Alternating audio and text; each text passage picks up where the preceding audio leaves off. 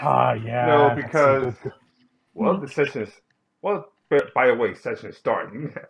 Oh, also, Cassandra is totally not just going to build all of you special little. She's totally not just going to build everybody a little mansion in her pocket dimension just because she can. Nice. Well, anyway, you At what least what one what? of them is being spiders. Hey, once you walk back home, well, once you walk back to the Ballard Mansion, you see you see the four little mages of which you recognize. Maddie, sorry, I'm staring at them, and then Hmm, Hello? you recognize Maddie, them. Rebecca, Sally, and Tabitha, all discussing like teaching Tabitha something like, and that's how you break, and that's how you bend space time without completely breaking it. You understand, Tabitha? Yeah, yes, but I don't know. It just seems so simple. Are Well, you sure you wish to mess with the gods of fate? we They have a tendency to not like time manipulation. we have. Sorry, we have no choice. That's the only way to break the barrier as it is right now. I mean, the other Um, reason to do it is just because question? it's fun. Question. Yes. Have you It's only going to be for like a half second. have you tried digging under the city? Actually, yes. The barrier goes all the way underneath the city. I actually thought of everything. And, Wait, is this the capital? Huh, yeah, they actually avoided the rookie mistake. They yeah. put a barrier around it finally. Yeah, And one the- that's the fully spherical. The barrier's been around it. It's just that Oh, it's just they just got it's just you got lucky by bypassing it.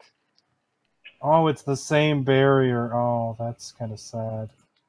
It's just they got lucky by bypassing it, but they don't. But they're not gonna make the mistake the second time. It's a different barrier, and once all the once all 100 is back out, it it'd be impossible to pass through it no matter what we do. Fortunately, fortunately, I delayed the castle we're building, so we got a couple of weeks. And by delayed, I mean send The a hover earthquake that shattered it. that, and I send a hover cloud over them, an acid cloud over them to melt some things. It's going to take at least a couple of weeks before they finish. That's Dang, that's Hmm. also smart. that's also kind of why I am. Yeah, Guys, guys, guys. that's also kind of why they strengthened the barrier. Sorry.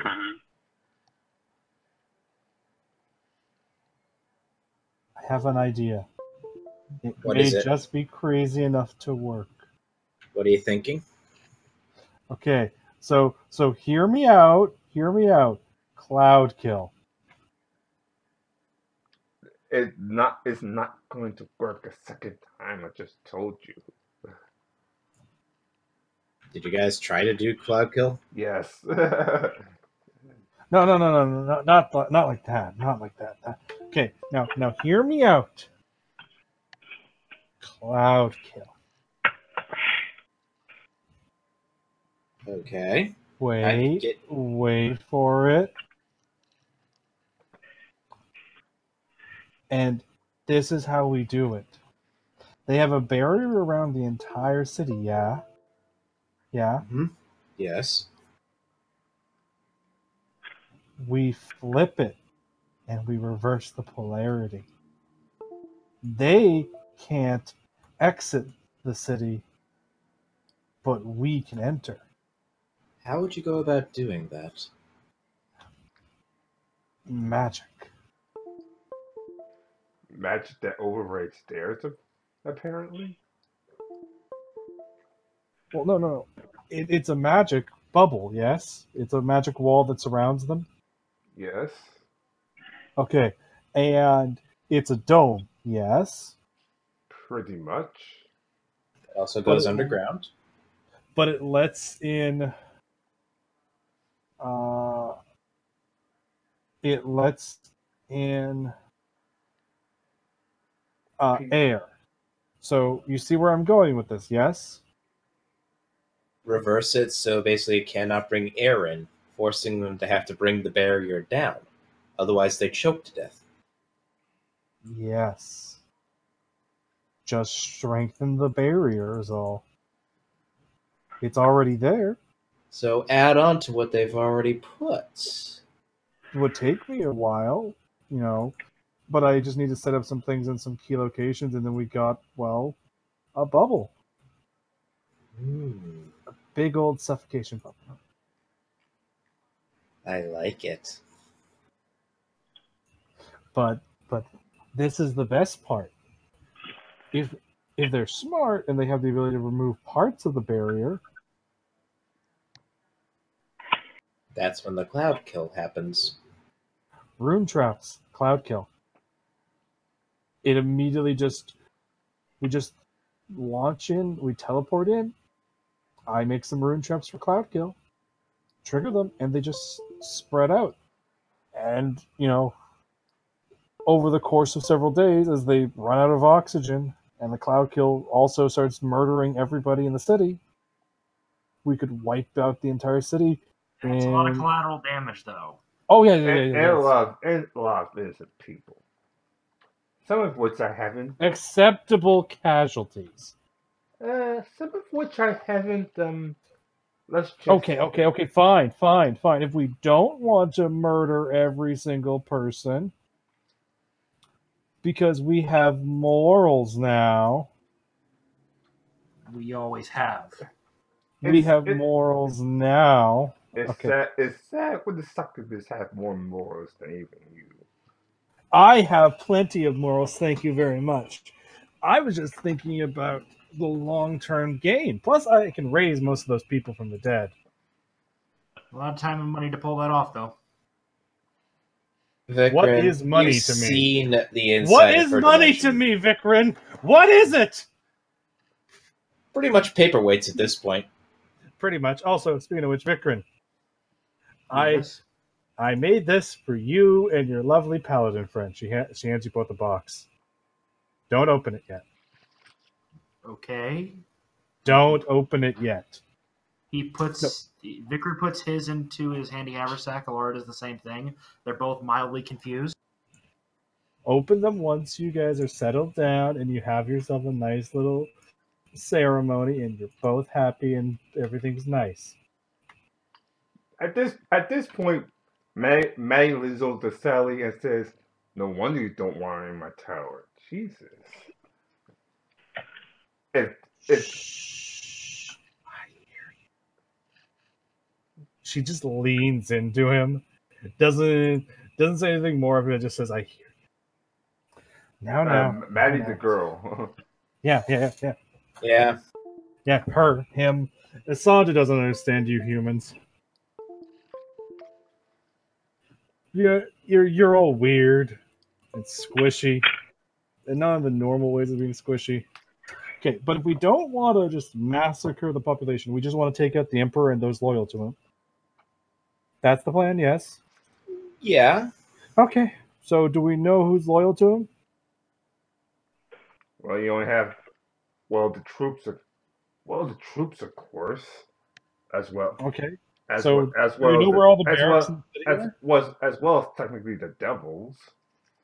So do we know where the barracks are? Yeah, but I don't have the map on me right now. The map has been destroyed ever since he took over. The map for the city's been destroyed? The capital, yes. Do you happen to have an older version?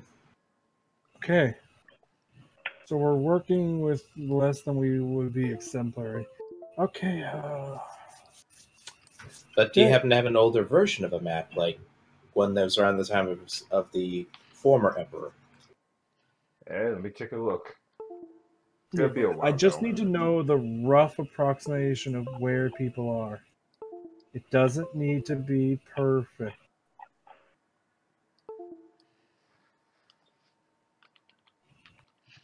That's the thing. crap. Well, that's Perfect not is good. nice, but I don't need it to be. That's not good, Victory. I'm gonna have to. I can't find my normal gear sheet. I've got an older version of it, but it's way outdated. Oh boy. Look, most of the stuff. Okay, so Most of the stuff is close enough, but just a couple of. I'd have to just redo a few things. all right, so I gotta figure out. take a pause for a couple of minutes while you update your gear sheet, and I finally make a map for. To be fair, like I don't update the size of the pocket dimension. Except once it's been long enough, or enough things have happened. / I've had enough free time, because frankly, calculating in every football field for size, takes a while. Yeah, I have weirdly enough 2 different sheets. One says that I should have over 100,000 gold in reserve. The other says I should have about 6,000. So, Well, I mean, both are true. You have both unlimited funds as long as you deal with Sandra, and you have no funds. well, I was about to update my sheet to include. I went back through my notes and the chat log here because I've been kind of posting when we're regularly getting gold, just to update my gear finally. Since we haven't really needed to worry about buying the more minor shit for a while. Yeah, that's true. Speaking of which, actually, that reminds me. Why don't Wait. you want me in the tower? Why don't they want me in the tower? Saloon, do you have any idea? They're probably There we go. afraid that you might disturb the students there. Or you might just take their underwear or something. I mean, please, Saloon. I have better things to do than steal people's underwear. So Loon looks at Azandra accusingly. I have better things to do. She holds up Albert. Is this the first time we've actually seen the rabbit? I think we've seen it a couple of times. You've seen it every now and then. It's just like it's a rabbit. This is like the 3rd time that she's actually directly talked about Albert, but he's always just there. And she... Staring accusingly. I mean, technically not accusingly. What would he have to accuse Sandra of? You enslaved me. I was happy. He's got an intelligence of 16. He matches Vikram. Yeah. Squeaks at Vikram accusingly. Never mind, I found a shopping list that should have some of the updated stuff. Yep. It has a lot of the... Yeah, there we go. It has a lot of the updated information, so I can work on this, get everything nice and cleaned up. Hooray! Oh. And I finally found the Mac program again. Yep. So I see what's happening on the Mac in a couple of minutes. Okay. Yep. In other news, Yeah, what I'll do Assange is is just I'll- watching the person, like, very accusingly, like, how dare that mage say that she can't go in their tower? What gives them the right to say who should be in that tower and who shouldn't be in that tower? What makes Asandra so bad? Pay the tuition fee. I mean, I You can do pay the- realize there's only one student, right? And she Yeah, got, exactly. And she got one under special circumstances. and I should be the one training them. Obviously, I am the superior wizard. Speaking of wizards, you also see a special guest who Who do we see? yeah, that's also a problem because you also see like what you call his grandfather, Archibald. Oh, Archibald Smith? Yeah. You know, I could just awaken all the dogs and the rats in the city. I could research some way to make a mass awaken spell and turn most of the city's animals into good aligned creatures. Okay, based on this loose math, I will be kind of having to again play a little loose and fast with this. But I think I've got in reserve somewhere in the neighborhood of maybe 70,000 gold that I've just been collecting over time. Hey, hey, guys, I have a plan. Instead of just making a cloud kill, I reverse the polarity and use it to make a mass awaken spell that makes all the animals get to be good.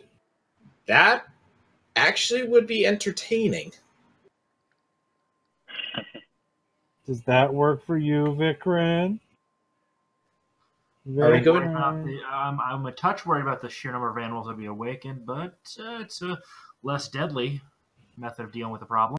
Are we going to have to deal with the a potential war against the horses and the donkeys? I mean, to be They're fair, good aligned. They wouldn't start that shit. to be fair, like the worst thing that would happen is some of them want to have citizenship. And well, frankly, it's not like awakening passes on from parent to child. I thought it would have. Oh well. Yeah, you would think it would. It doesn't, though. So there are going to be parents that are going to have dumb kids, and they're going to be wondering why.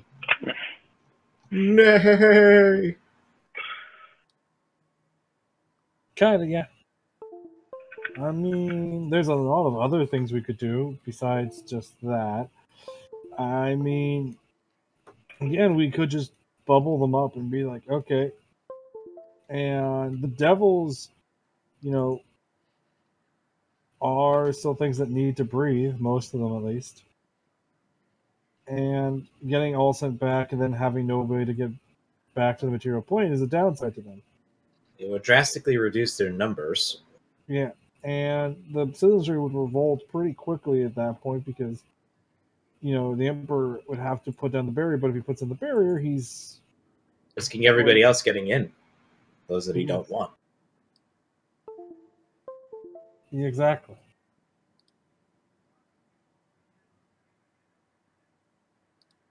We just need to play off of that to get our advantages.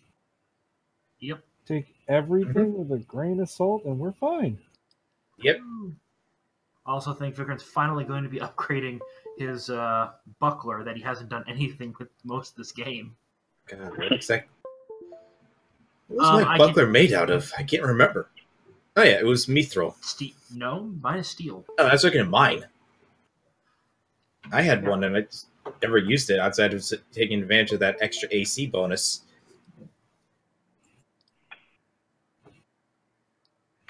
Oh yeah, I forgot I got Vikran.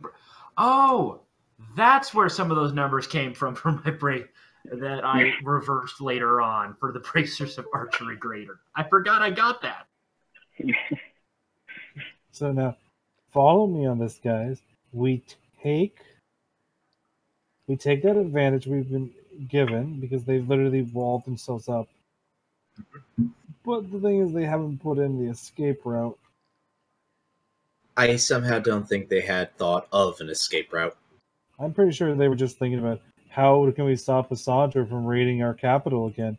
Dear God, that Cassandra woman's really, really scary because everyone seems to think that I'm really scary for some reason. Like I'm some sort of horrific monster that's just going to randomly... You do wield a significant amount of power, which does breed worry. And I use it very casually, to be fair. That too. I mean, to be fair, it's kind of what makes me so effective at my job is the fact that I don't show the normal restraints that other mages do. Toss caution in the wind.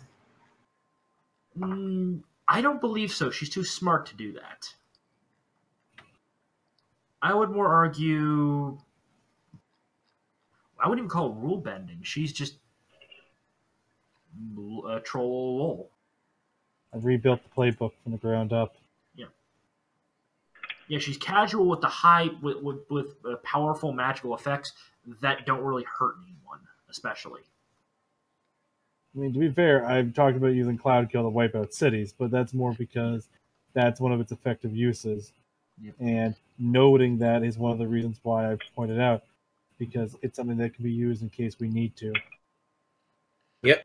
The ability to wipe out a city is fairly easy when I can just make, and an of entire course, housing block the just... D20 site is shitting itself. It's pretty easy Yeah, I when I can noticed just that. make an entire housing block vanish. Well, Yeah. eventually, Lady Battler shows up with a map. It's like, okay, this is pretty much the oldest map we found before. Is Lady Balor the wizard? No, Battlers. I thought this is the Empire, the capital. No, we're in the port city. Valor. Yeah. So yeah, this is the oldest map we could find before the Four Rivers. Before the Four Rivers? Okay. So we need to figure out what our plan's going to be. Well, we got a lot of farmland around. Don't want to do anything to damage that. Oh, no. That's exactly what we want to damage. Yeah, what was the time of year again? Was it like fall? Is it like harvest time or? Around harvest time. Okay, so roughly how long until we like hit winter? Probably a couple of months. All right, so basically probably like 3 or 4 months then. Okay. Never mind. So they're going to be not super flush on supplies just yet. They're going to be getting there. It's harvest. Well, we kind of torpedoed any ability. We kind of ruined any ability for them to harvest. They've locked down before harvest season really began. They're probably living off also of there's the whole fact they were too busy trying to repair a castle that got hit by 2 earthquakes. Yeah. Okay. Well then, I have a suggestion. What is it? We do all 3 of my plans. Reverse polarity. We bubble, awaken, and then we bribe the guards with food. Well, as I say, an army marches on its stomach. They'll ration from the citizens first and probably let them start. Well, we're going to ration the citizens as well. We're going to keep them healthy as well. But the point being, I was mentioning we're going to feed the guards as well, is to make sure that was noted. Because I know there's some people that would be thinking about not feeding the guards. I forgot my food. Okay. Again, we can't just ignore the guards because it suits our needs at the moment. Yeah. We need to factor in every little detail. And then squeeze them.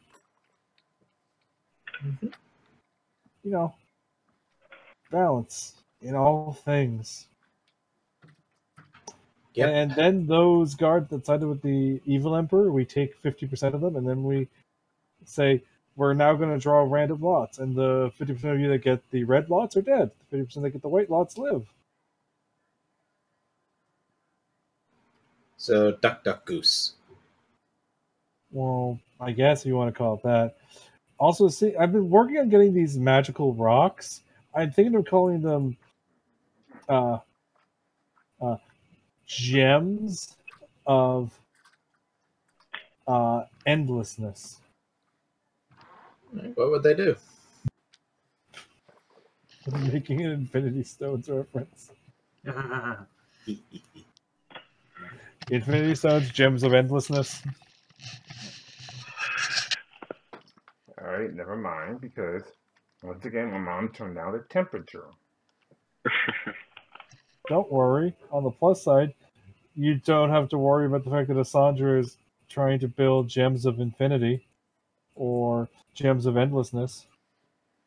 Are they going to pop out more power constantly? I was thinking more that they're just the Infinity Stones from Marvel. That's You're scary. going to make yourself the Infinity Gauntlet and just walk around carelessly using it? I mean,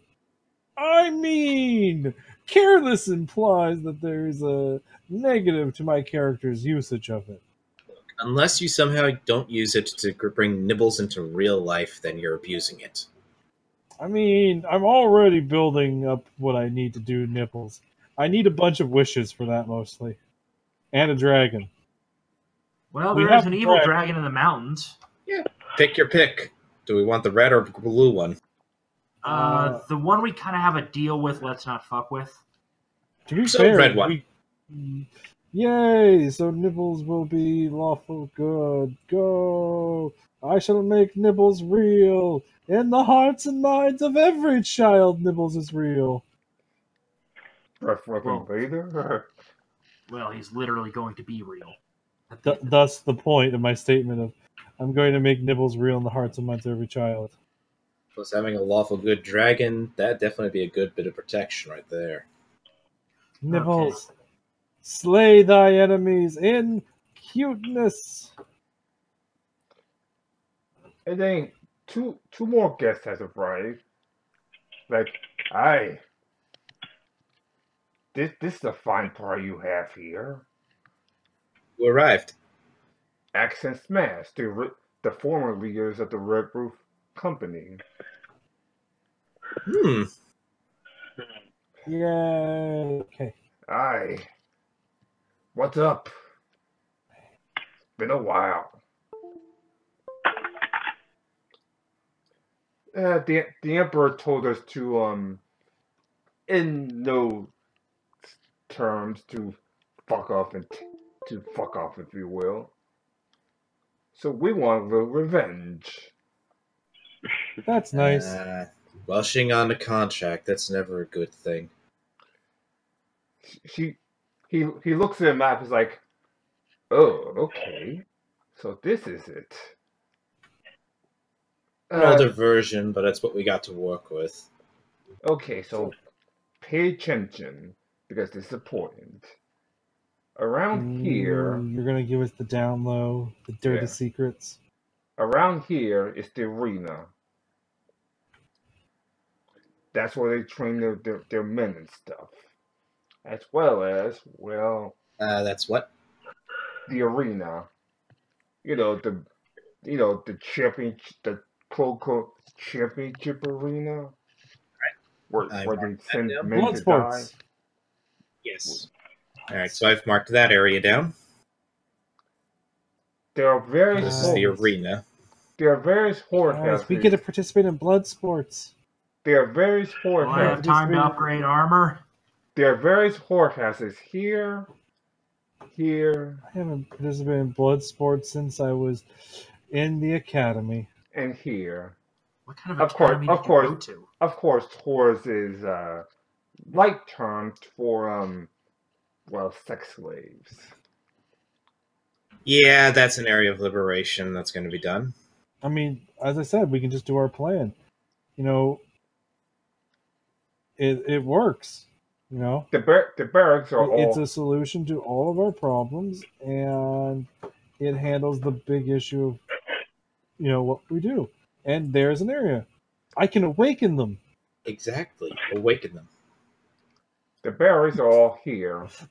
I think the best part is, there's multiple ways that I can technically upgrade everyone to +5 armor.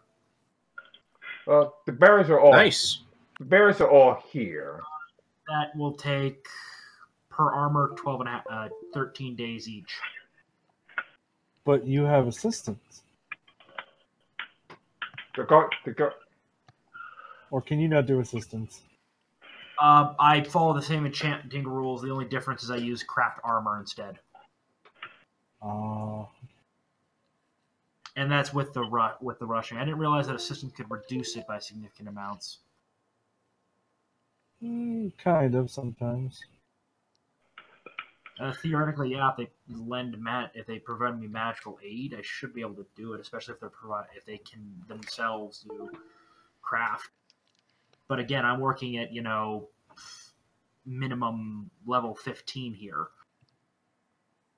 potentially to craft it on their own, unless somebody of a lower level can help craft a larger item. As long as the main person, it's weird how these rules work. Sandra, do you have like a smith or something in there? The answer is they're not weird, they're broken. Why do you think Cassandra's a crafter? And to answer that question of, do I have a crafter? Do I have a smith? Yes. Well, if I can get enough assistance to reduce it to a couple of days per armor, I just don't know how far it can be reduced. We don't really need it. Huh? What? Well, I mean, do we really need that armor? Okay, I'm walking around in +1 armor. So's Alara. I technically am not walking in anything just other than basic body armor. Oh, Yeah. wow. Okay. Yeah, we have not had time to sit down for a while. Oh, okay. So you guys need magical armor, right? Well, I can build it. I just need people to help me to make it go faster. Oh, yeah. Okay. So how much does it cost to build +3 armor? 45,000, not including any of the special abilities. Sorry, 4,500. 4,500. Added a 0. Oh, we have existing armor which can be upgraded itself, which will save time. So 45,000. 4,500 is the base. Is the upgraded cost. It would take 9 days to produce that, but you can get it down to 5 if you do the rush. Okay. So you two both want +3 armor or better, +5 eventually. Again, you said that you've got other things that you're working on magically. I can handle the magic armor, no questions asked. No. I'm just thinking. I'm just going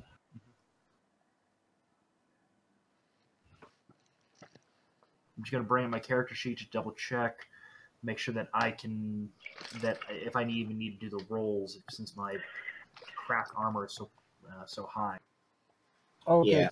But focus on just the +3. That's a +2 to your AC. And then you gotta keep in mind, I get 25. increase. That means I can do. Yeah, I can do this armor easy. Yeah, because the power of the caster level of +5 armor, that'd be 20. Yep, I can actually if I'm not having to do anything else with the armor, I can do +5 armor without even needing to roll. I just do it. Okay. Even if I roll the 1, I get the minimum needed. Okay. But generally, I assume if you roll high, you can reduce the time. I mean, I think it's something like that. But okay. So how many days will it take you to make a +5 armor? If I'm doing it from scratch, assuming I've got a masterwork piece of armor, it would take me 13 days on my own. If it was just generic +5.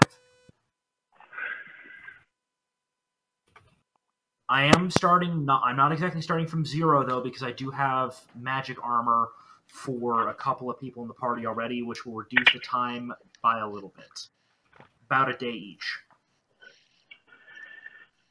assuming they're +1. I mean, I already have better than +1 armor, so Sandra's fine. To answer your question, though, I just need to know what the rules are for those assisting, how much they can reduce the time by. They can do 1,000. Okay, so how many people can you lend me that can enchant magic armor? Unless I can technically dip into my pool. Wait, no, I don't think I have enough people theoretically that can even do. If you have any fighters that are smiths, then they'll be able to help. Well, Ty, we've never gone over my followers, like ever. You have the leadership feat, yes? Yep. Yeah, that's a good. So thing to, you can have, I believe the cap is 10. Okay, there are some modifiers working that are in place working. I do actually have the +1 for Great Renowned and +2 for Great Renowned and +1 for Fairness and Generosity. I mean, either way, you still have, I think I have the a cap +2 is... on top of my level. That means, okay, I've got 35 level 1s, 3 second levels, third level and a fourth level potentially, assuming I have a +2 above my normal. Yeah, but above my, it would still only be, character you level. can only have 10 people working with you, which basically means you can get, 10 times the work done, because they're basically doing all the minor work. Like, you're doing all the big time. Like, you're the guy going in and actually putting the magic. I am mixing the very volatile chemicals, very volatile magical chemicals together, and doing the rune work. Yeah. Or in the case of Sandra, she's literally pouring the magic in, and then she's having other people basically do the detail work. Yeah. So theoretically, the thing is, I can't exactly say that I've got just 10 smiths following me around. I probably have maybe 4 or 5, or people who are trained in smithing, but I don't know if they can assist. You can just find people though from the Empire to help. But yeah, it's 10, but it may be more. But let's just go with 10 because that's what I've been going with. Okay, for good. Sandra stuff. So I can do 12,000 GP a day with all this assistance. People being able to maintain the forge's temperatures, things like that. The yeah, it's also just doing stuff like that, maintaining and delivering materials, etc. Yep. Yeah. So yeah, and now you see why archwizards constantly just have their students running around doing stuff, because that student is basically doing all the side work that he needs done. I guess it's time to utilize that feat that I picked up so long ago. Yep. To its fullest. So, yep, I've got several apprentice smiths that are working with me now, and maybe a couple of journeyman smiths. Yeah, a couple of them will seem to sneak away with the accent smash. Is now working for you now. Got it. Well, I'll be equipping them with specialized anti-magic gas masks. Okay, you're going to want these. I'm going to have Sandra work on doing the reverse the polarity thing. I need to she's going to spend several hours looking at the barrier to figure it out, and then see if she can do that. Okay. Assuming that work on all the other stuff.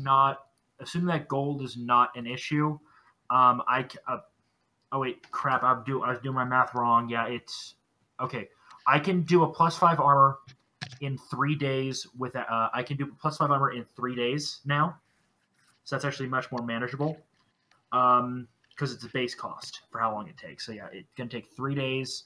Because I've got 12,000 I'm working with. So, but that means in 3 days I actually do up to 36,000 in base cost. Is there anything else people want, like determination, which will be another 30,000, so that'd be another couple of days per armor. What level is determination as far as like plus abilities? Determination is not a plus. It's actually a flat cost. It's one of the nice. The flat cost, you can have as many as you want on the armor as long as they don't interfere with each other, per the rules as written. This is a defib unit. All right. Yeah, that would be nice to have. Yeah, this one gives you an automatic CL10 Breath of Life spell, or level 10 Breath of Life spell, when you hit 0 HP. Mm-hmm. And it just brings you back if it's from 0 HP. So okay, so it question. can give you a second chance. So question, since it's technically not a plus armor special ability, does that mean theoretically I could still have a +5 special armor ability added on, or no?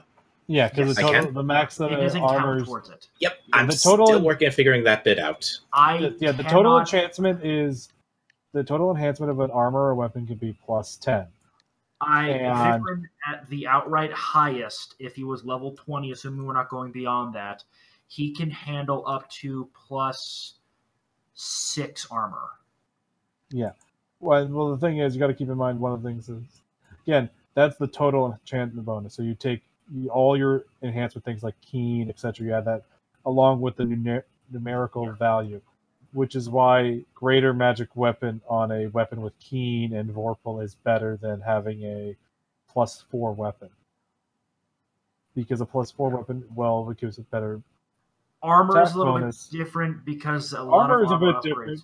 Because there's not a lot of good pluses, to be completely honest. There's not a lot of good armor upgrades besides fortification and, in a Gestalt game, and I'm playing a character that's wearing armor, I'm probably also playing an alchemist, so I'm going to have mummy. So I'm going to be like, Rich, please, I already have a 75% chance to resist all So That's- you get what the +1 fortification, so it's 100%. You can never get credit. I mean, I can. I could also just do other things. There's a lot of ways you can just. The fuck only with people. ones that I would find potentially useful, maybe Ghost Touch if you're in a game with a lot of insubstantial creatures. I haven't encountered that in a long time. Yeah. I mean, And there are ways to work around it. Actually, Ghost at this level. Touch. Ghost Touch has got a lot of ways around it too. There's just you can get Ghost Touch armor to make it so your armor doesn't get ignored by ghosts. Yeah, let's see. Yeah, again, not a lot of good pluses. The ones that I tend to recommend is if you're a stealthy character, go down the shadow line, which is again just a base increase to the cost. It's not a plus bonus. Yeah, Shadow is kind of good for that. Yeah, like for example, Vikram's armor, he's going to be upgrading it, presuming I can borrow the gold printer or the magic item. What? Or the you want material what, for magic. Who told you I had a gold printer? Okay, let me rephrase. Not the gold printer. The printer that is printing out the materials needed to produce the stuff. I work a it few days in also the radish produces farm and you'll make gold up and the mithril and adamantine, and there's multiple ones here. Okay, Yeah. to be fair, the adamantine one is only producing like a pound of adamantine a day because adamantine's really expensive. I don't work in adamantine that often. Yeah, I'm mainly just pointing work out, in like, mithril and steel. You got to keep in mind that though they're all producing the same value of money, it's not the same total weight, which is one of the reasons why at this point Nassandra's sheet is basically just a bunch of math equations and me going, fuck it, I'm not going to calculate this. Ty, if you want me to, I will fucking figure out how much she's made, but fuck you if you do. Basically. Yeah. How about Because- no? Yeah. Yeah, Well, I'm guessing the I don't only want to people be doing calculus. I'm guessing the only people that can produce +10s are people with what? Yeah, they have to have like 30 in they have to have 30 in their caster level or equivalent caster level. Yeah. And there's plenty of ways to get that. Yeah. Well, yeah, the way I would have to do it is I'd have to be able to get up to level 30. That's the only way I could do it. I mean, yeah, pretty much. And, don't worry, Sandra can make you special items in the meantime. Well, again, I'll work on getting +5 armors for everyone. As I said, I would prefer to keep it that we can at max. As I said, 36,000 in upgrade, 36,000 GP worth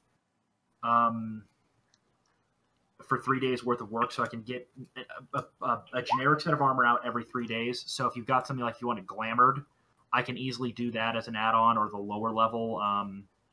The way my armor works, I literally wear it underneath all my clothing. Yeah, I want to point out that technically the spider soak that Sandra wears is glamored, but she never actually uses the glamour. Like, there's a bunch of things that just on her sheet that hasn't come up. Like, Albert comes up rarely because he's constantly assisting with the fact that's why she has such a ridiculous initiative bonus. And we've got 5 people that need armor, but no, we don't. How many people need armor? Okay, Vicar and Alara need their stuff significantly upgraded. They're basically on +1s, and they've each got 2 pieces that need to be upgraded.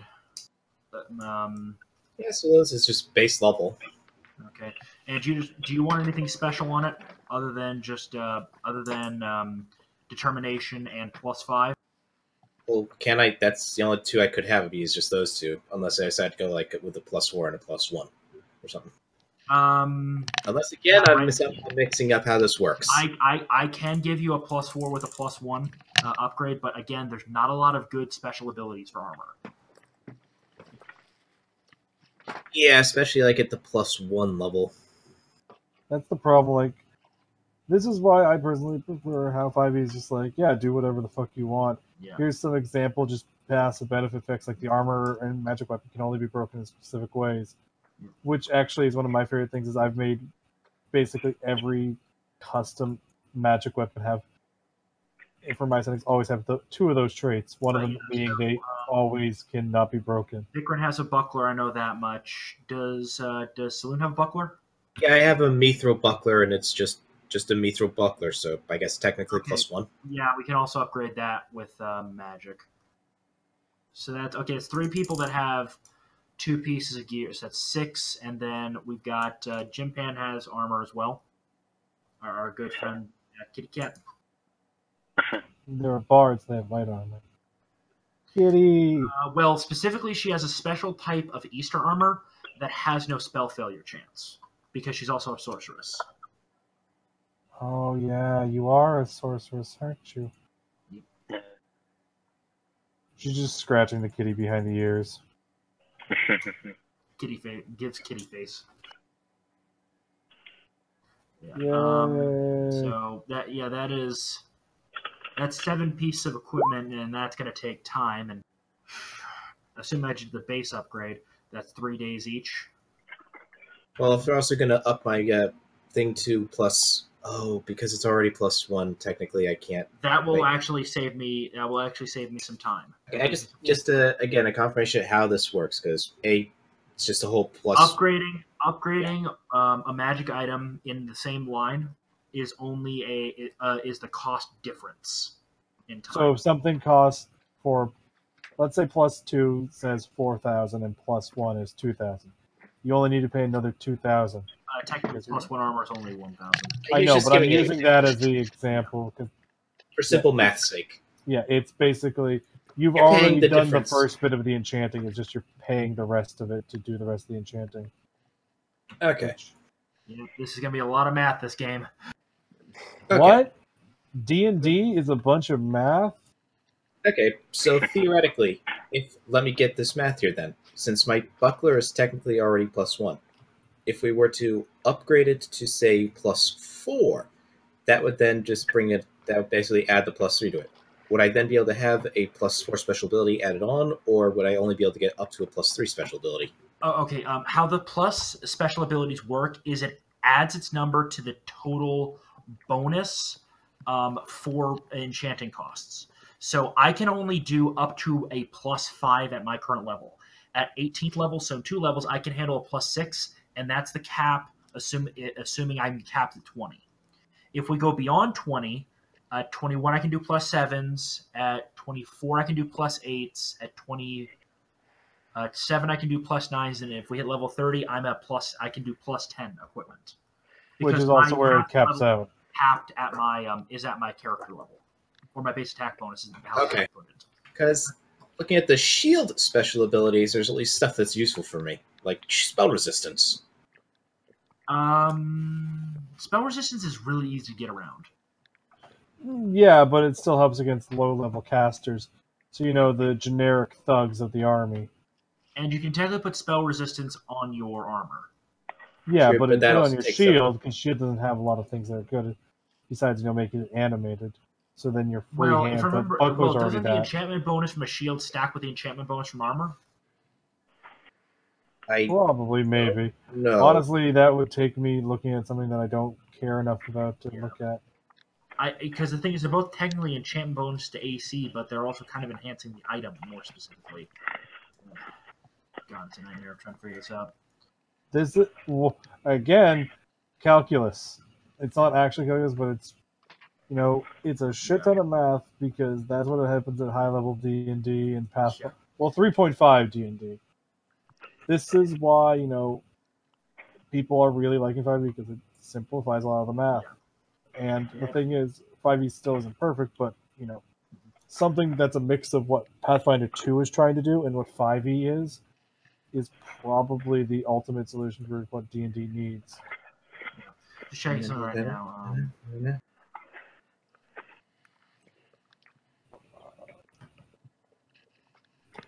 Okay, got it. Yeah, the ramming's not useful for Alara anymore. The bashing still helps because it makes the shield a little bit harder hitting. That's about it. Let's see. Yeah. So okay, what we'll do is on the armors. Spell resistances do not stack but overlap. Yeah, they overlap, but they don't stack. So spell resist. But what I'm talking about is the base enchantment bonus. The plus numbers. Yeah. I don't know if I think it's been argued back and forth in Pathfinder for years, but whether if you have an enchanted shield and enchanted armor, if both enchantment bonuses stack together, or if they are or if you only use the better of the two.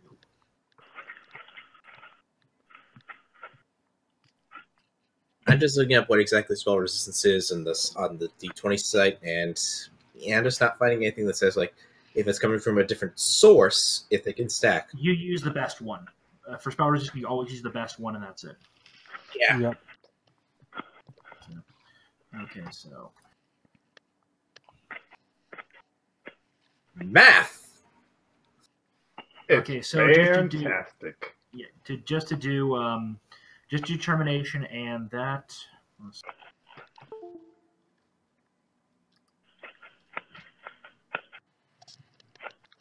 Okay.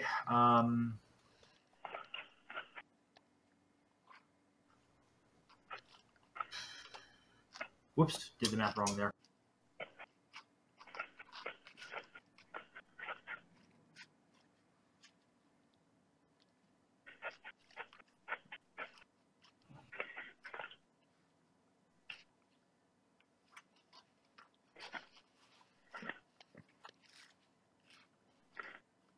Okay, I can do plus just from 0. I can do +5 armor with the determination ability in 5 days.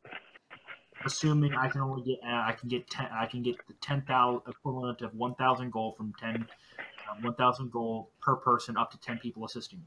If I can get it at 2,000, which I highly doubt because that would be too broken. But yeah. So yeah, to be fair, that's the problem. Like, yeah, it just kind of cracks under its own weight. It's like, well, here's what you can do, and it's like, what? Yeah. So look, I can do these in 5 days, and how much time are we going to have, Ty? Well, okay, Diplo, how long is it going to take you to do your big old reversal stuff? Mostly, it's just a matter of how long it takes for my character to find something, and that's just, up to Ty's discretion.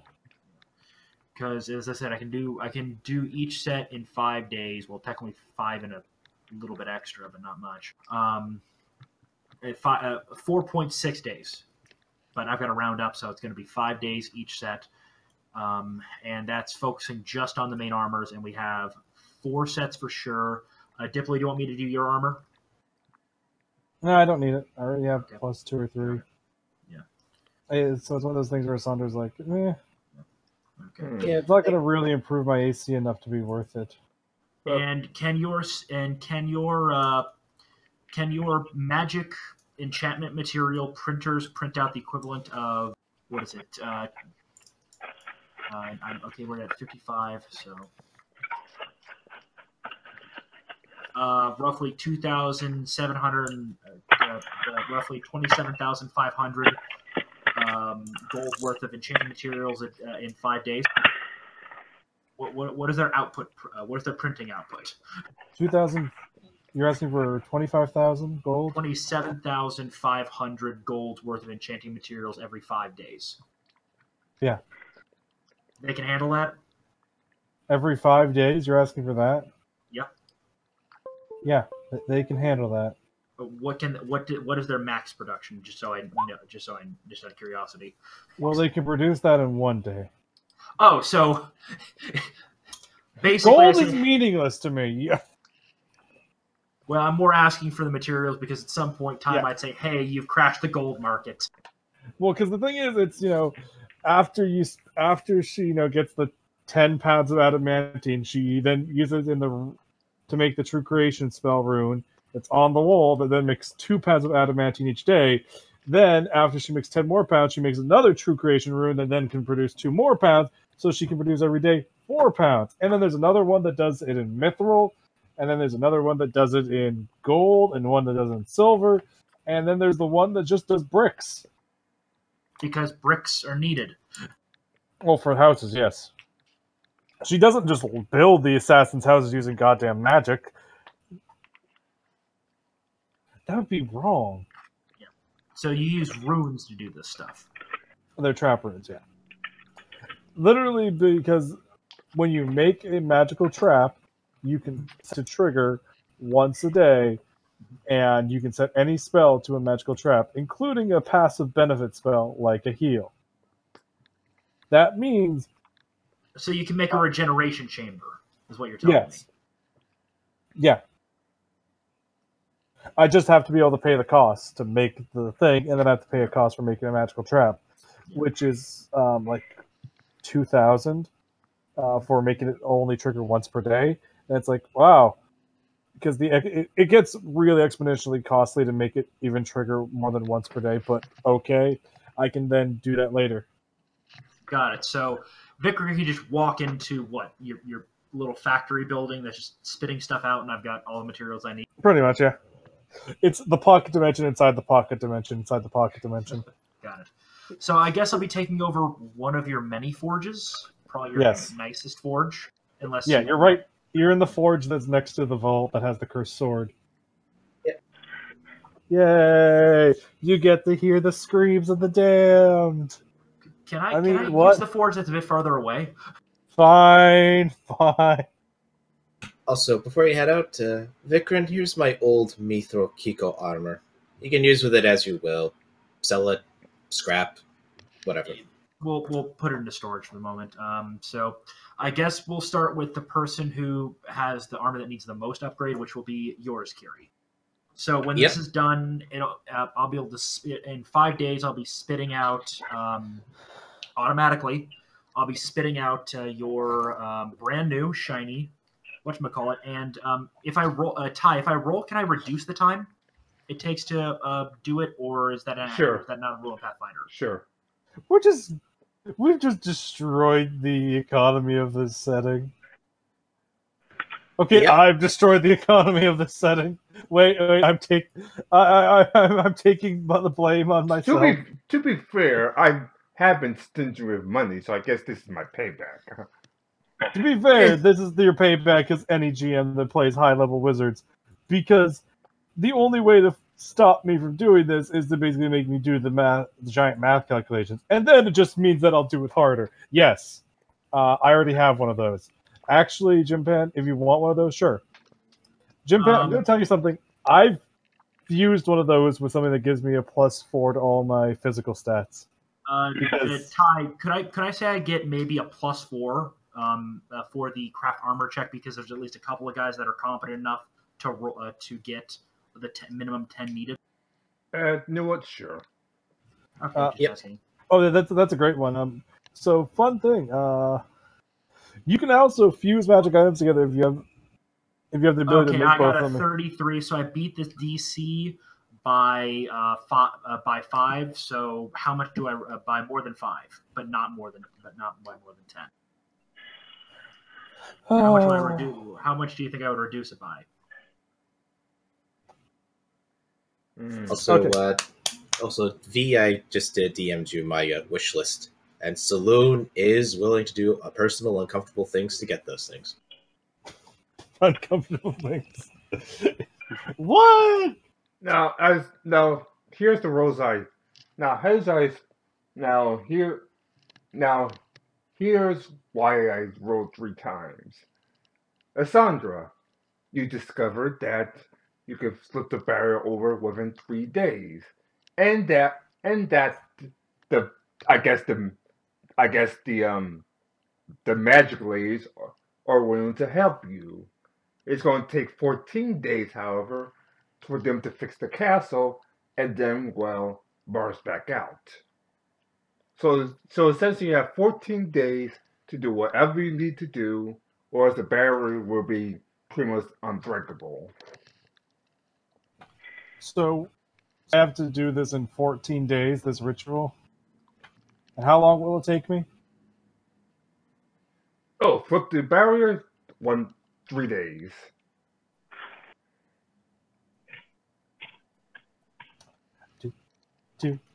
Okay, we got 14 days, so we're only going to do 2 of these things.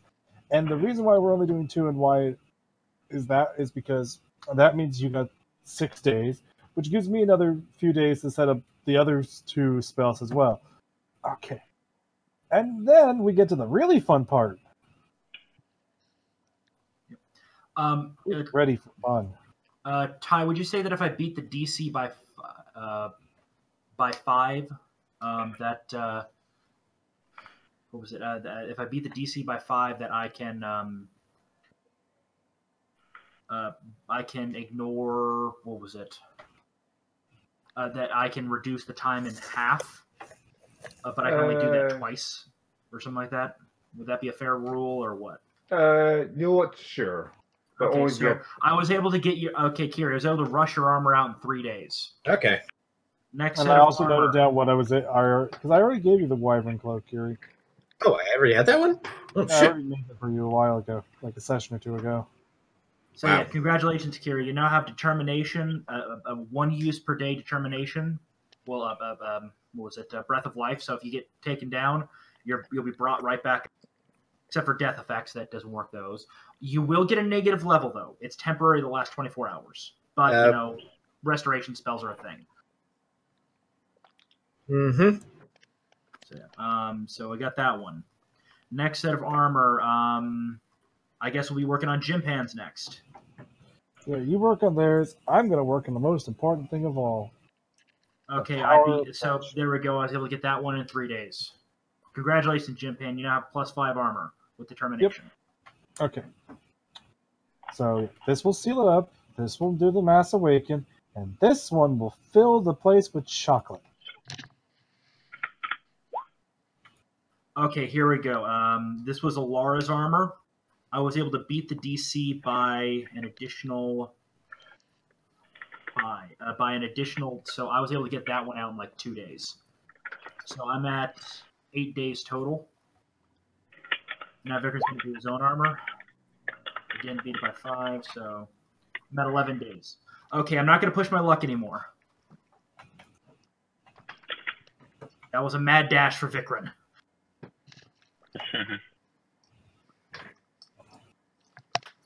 So that means... mad dash. Yep. Okay, well, I'm going to use the fact that he's doing a mad dash to make the ultimate... Yay, okay, so my ritual set up, and thus begins... Chaos. I mean, to be fair, what's basically going to happen is open war in their streets. Unfortunately.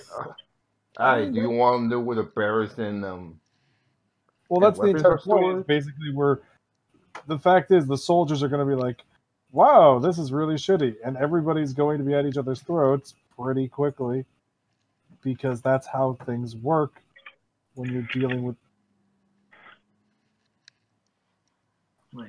these sort of things. Did I do my math wrong for that? Yeah, I did. I think I might have screwed up the math for that. Because I don't know how the hell Vikran could have gotten that much armor on his breastplate. Because it was only a +1 shadowed armor.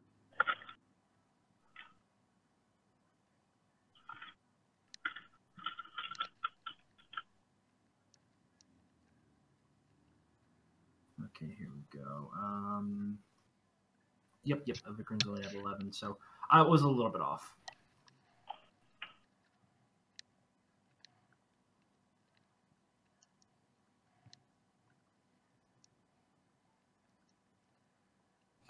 Yeah, a little bit off. That's fine. And good old full plate is a +9, which means Laura is now at a nice +14 from that, which means her AC is now a 32. So Vikran and Laura have the same AC at 32. How do I have a higher AC than you? All right, Dex, right. Vikran has an effective dex of a +6, which is the cap his armor can handle. I can't get the armor to go any higher. Mine's +8. I mean, yeah, there's a point where it just kind of caps out. Yeah, and if I were to start switching to armor that had a better armor cap, in medium armor, That's probably why. What would happen at that point is I would just be trading dex for armor. Oh, that's why I have higher. It's because I have natural and dodge. Yep, I don't have the dodge. I don't have a natural bonus to dodge. I have a +2 from natural armor and a +2 to a deflection bonus. So yeah. But hey, our armor is now better. Nice. That's good. We got better armor. Now we all won't die as much. Yep. Also, to be fair, like, the moment Cassandra can upgrade those magic rings of hers to not be just plus 20 to resist, but like 30 to resist on elemental damage, you know, she has to fail a save, and the save has to deal over 60 damage for her to take anything. Damn. I mean, let's be fair here. Yeah. She's steadily just becoming a... Technically, there is one type of armor that would give Vikram more, but it's not by much. Right. I mean, we can get you that armor, Vikram. Vikram, we can get you that armor. Well, okay, actually, the reason why Vikram's armor isn't higher, even though he's a fighter, for that dex bonus, that I remembered, he does have the armor training. It's just he only has one level of it, technically, because all the other ones he's been using the advanced armor training for the entire time.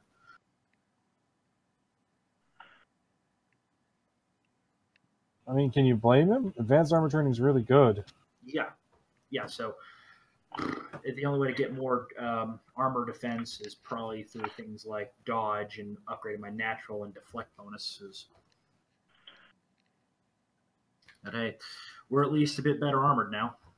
Yay! Now then, let's kill. Triggers.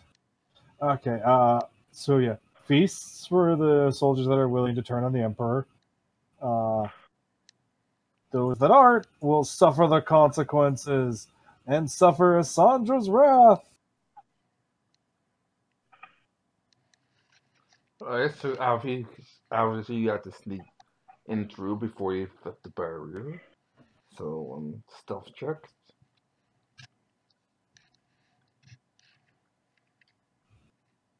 Yay! Somebody's stealthing.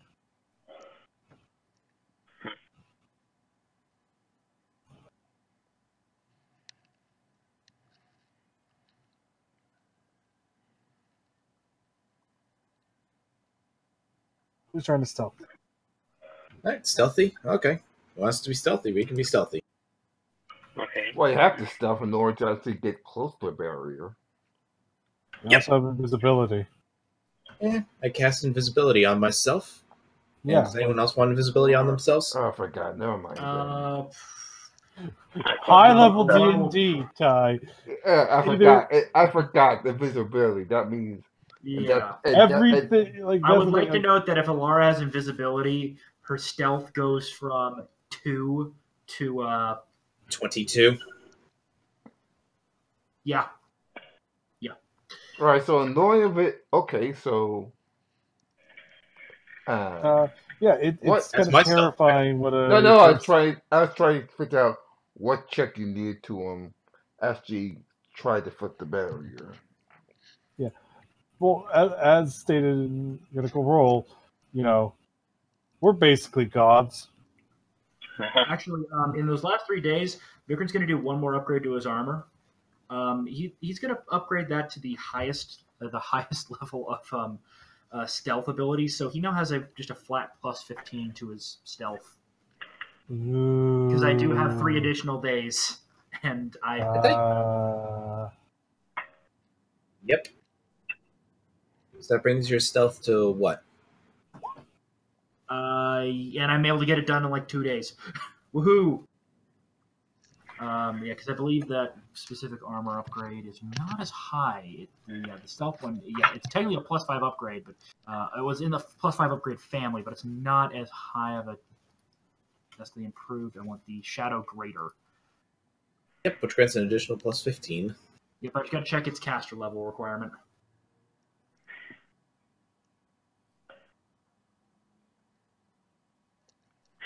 Alright. Yeah, it looks like +10 for Shadow, so yep, +15, I can handle it.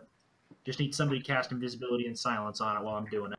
I think I cast Invisibility and don't think I have Silence. Well, as I will point out, it's high level D&D. You know, at this point, I also can Yep, work around I do. missing those two. I have Silence. And encounters are either trivially easy because we have a caster, or they're excruciatingly hard. Because they have a caster. All right, you said you needed silence and invisibility. Bing, Yep. bing. Technically, I don't need them because I can, as I said, I can roll so high I can just ignore those needs just by increasing the DC by 5 per each thing I'm missing. But it's always helpful to have someone cast. So yeah, I beat the DC to double. So hooray! Yay! You did it, Vikram. You're the greatest. I would like to note that in just standard scenarios, my stealth is now a 40. Yay! You're almost as good as Greg. And I have a ring of invisibility. So Yes, you're almost as good as Greg. It's almost like Greg's literal creature type is invisible stalker. Alright. Yeah. Alright, so you ready to try to put this barrier? Yeah, let's do this! Ah! So I do the alchemy sign, and then I slam my hands down on the barrier. 73. Huh? I think Vic can get close with a 73. Yeah. So we all do the alchemy sign together. We all do the Full Metal alchemy sign, and then we're like, haha, magic! And then we call it science, and then we laugh as we make these men of devils fear us. These metal men of 25 while invisible. She's not best at stealth. Don't worry, I intend to fix that after this campaign. After this chapter, of the campaign is over, giving her stealth armor. Yay! And and then in the meantime, between this and the next chapter, I'll run things, and it'll be beautiful and wonderful. And I have no idea what I'll run. Maybe horror. Who wants to do Call of Cthulhu? I'd be interested in trying it out. Never tried it, so I don't know much about it. Well, it's Call of Cthulhu. I need to see if I can find a PDF copy of 7th edition. I do know I prefer playing the more modern eras, but that's just me. Oh, I'm going to do Modern Era because, Nice. yeah, I have a few Great Depression scenarios written by Caleb Stokes, my buddy Caleb Stokes, and they're all amazing, and I could run those, but I'm not feeling like running those necessarily. Though I may run some of those because they're great too, like The Fall Without End. Yeah. So Vikram is just gone. Vikram, no! 73 is gone. Sandra's just on the ground crying. No, Vikram, why? Why? She's shaking her fist. We have just a 5-point difference in our stealth. Oh, yeah. Remember, I'm heavily specialized towards stealth, and do get a slight bonus while in favored terrain of +2. To be fair, you also have to deal with the downside, of course, that you actually have to. The downside of what? You have to deal with, of course, the most important thing of all, the most deadly of things. The fact that if a person with true sight's looking at you, they're just like, huh. Ranger. Yeah, but I also have the basic stealth as well. The invisibility just makes my job easier. Yeah, I know. I just love the idea of just this. You're sneaking up on somebody, and then they turn around, and you're invisible, and they're like, "Hi." Yeah, even True sight's very fun. It only reduces my stealth by 20. So I would like to note now that I can effectively do sniper shots and still stay stealth. That's scary. Question. Yes. I mean, rogue sneak attack. That's just a rogue only thing, right? yeah, sneak attack's a rogue only thing. Oh well. Because it's a, the only other way you can get sneak attack is being an arcane trickster, like I am. To be fair, that's what makes my spells I have so something fucking similar deadly. called stealth attack, but I can only use it while in favored terrains or against favored enemies. Actually, yeah. So I want to point out that's why Sandra's so terrifying. It's the combination of Mystic Theurge and Arcane Trickster. It lets her basically just because the ability to sneak attack with area of effect spells is kind of silly. And the fact that I can just randomly declare any time per day, like 3 of my spells are, oh no, they get sneak attack. How? Why? They just do. Okay, I don't now have my to justify Myth it. isn't working. Pardon? My Myth Weavers isn't working now as well. Yeah, Mythweaver was a bit slow this morning, I noticed. Yeah. I'm having server issues. So I guess we could take a break while everything's restarted. But we're doing that. We got our plan. We got our spell. We got our magic. Got some armor upgrades, so we're a little bit. Yep. Anything you want to do? Because once you fit this barrier, pretty much all hell is going to break loose. And pretty much all but the final boss is going to be after you. I mean, the final boss is dead already because we already killed him. Well, the replacement final boss is. The replacement final boss. Pretty much. Is it just him back but wearing a different hat? No, I meant. Please, no, Ty. It's gotta just be like you gotta use the same image, but it's just. Yeah, we kind of dropped a nuke on Ryu, and he got a soul dragged to hell, where there's now probably a civil war between the devils fighting over it. Pretty much. It's just the devil wearing a Ryu face mask.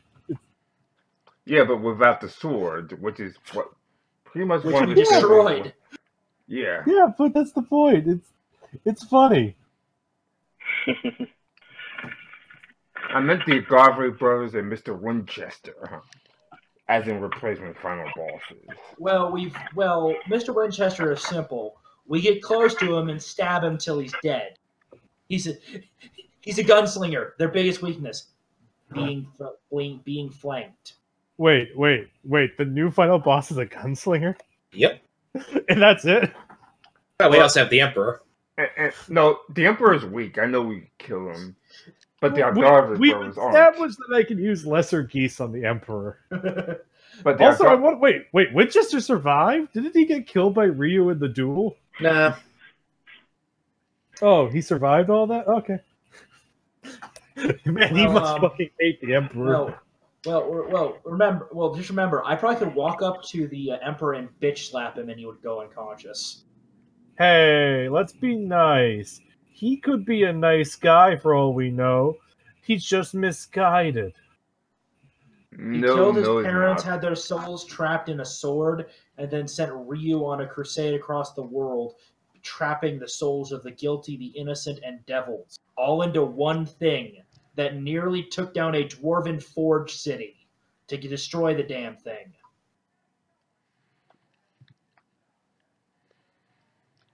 See? Maybe misunderstood. He went on a worldwide crusade to take over the world in the name of Asmodeus. You just had to piss off the one guy on the planet that wants to see Asmodeus unseated from the Nine Hells. Who? Vikrin. He has a hatred for Asmodeus. I mean, that's not really going to solve anything, Vikrin. Maybe we can have someone else take over the job that I don't hate as much. I mean, to be fair, Asmodeus is good at the job, at least. Still want to see him, cast into the Nine Hells as a weakened soul. That's not going to happen. Grumble, grumble. He's divine. Grumble, grumble, grumble, grumble. Like, Vikrin, if we want to do that type of thing with Asmodeus, we're going to need to take somebody and have them absorb his divine essence, take his mantle. Well, I mean, there is, Lucifer, who he unseated previously. I'm not a fan of his either, but not nearly as much hatred as... We're not just... No, I'll do it. I'll take up his mantle. You'll have to become evil to do that. Does insanity count enough? I mean, would anybody really not see it coming? You take over the Nine Hells, turn it into a neutral good organization. Why is the god of the Nine Hells neutral good? What is this setting? We do not speak of that. We don't talk about the fact that the god of the Nine Hells is neutral good. How? How do they exist? We don't quite get it. They just kind of took over one day and said, "Bow before me, mortals," and then they bitch slapped somebody. Some weak ass emperor, wannabe emperor, who is now who is now the paralegal of the god of the Nine Hells for whatever reason. I mean, there's a lot other things I could do. I could be like, how do we want to handle this? There's a lot of ways we could do this. Hey, maybe we should get templates at some point. Get even more bullshit. What are you doing, Assange? I'm using Wish to make myself a half-dragon. Vikrin will go, I think it's, is it half divine? No. It's half celestial. Like, I yeah, use Wish to make my health half-dragon, half-celestial, and half-devil. Well, you can only have one template, technically. Inherited template. Only one inherited template. But the thing is, one of those three that I listed can be taken as not just an inherited template. Yeah. Well, Vikram will gain the what was it? A template from Iomade. It's not Iomade. It's Alara. Alara gets just the basic holy one. Vikram would get, as I stated earlier, Vikram gets half celestial from Desna. In a sense, becoming an avatar of hers.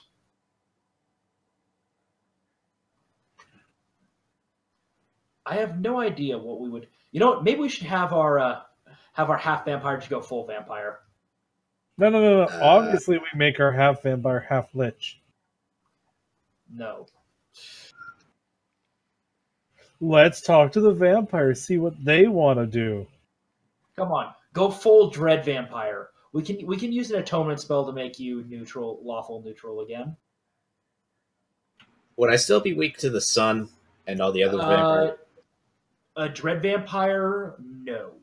Their weakness, they get decide what it is. A friend of mine was playing one, and what his weakness was the new moon. Was when there was a new moon, as he was trying to become kind of a god of the moon. So that was when he was weak. Oh, guys, better yet, we make her half celestial. So a quarter celestial? We make her half celestial, half vampire, half human. Technically, I'm kind of half vampire, half human. And then we put half celestial in there. Yeah. Just push it in. It will fit. Okay, here's the problem. Celestials have to be good aligned. We can just shift her up to lawful good. It doesn't affect anything else. Her god's lawful neutral. Yeah. Oh, nice. Once I get to 19 and 20 hit dice, if I go half celestial, I get resurrection. So where are you getting these template information from? Template information's just in the monster compendium, because that's the issue. Like, this is again why I point out that sometimes you just need to do things like what 5e did. It's like, you want to play a half dragon, use the Dragonborn race. The problem is the Dragonborn race kind of sucks. And the other problem is that because they made dark vision, low light vision, dark vision one thing, it's both very good and very bad. Because it means that dark vision, which was supposed to basically need no light, now requires a little bit of light, and people forget that. You can't just walk around in the dark. You actually do need light. Yeah. Oh.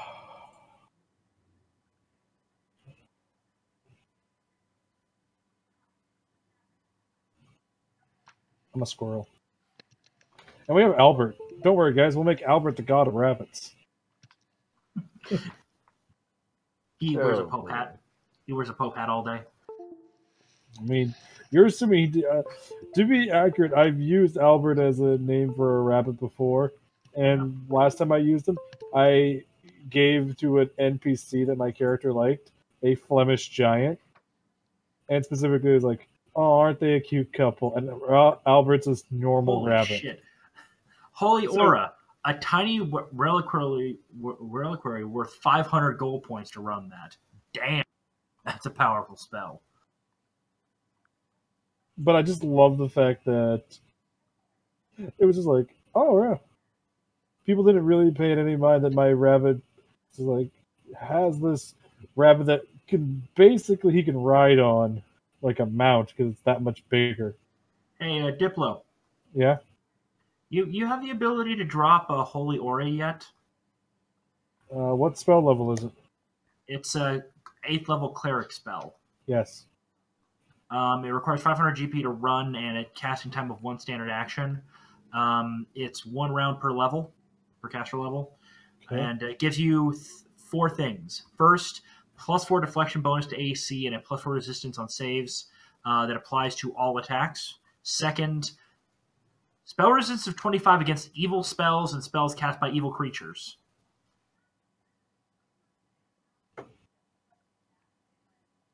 Nice.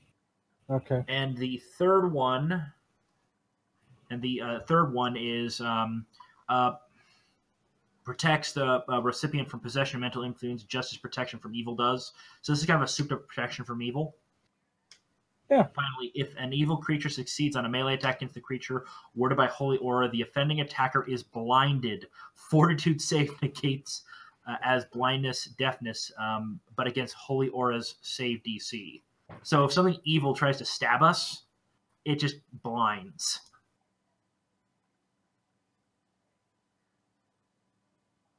That's nice.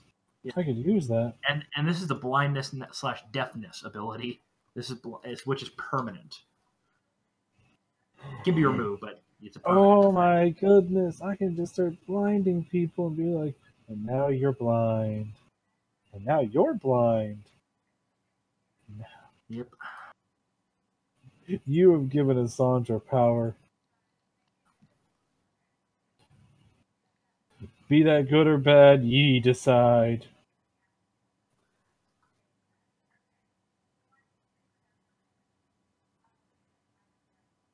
And this is the problem, like, there's just too many spells. At a certain point, yeah. And you said you're a Mystic Thurge. Is that basically like the wizard of the divine?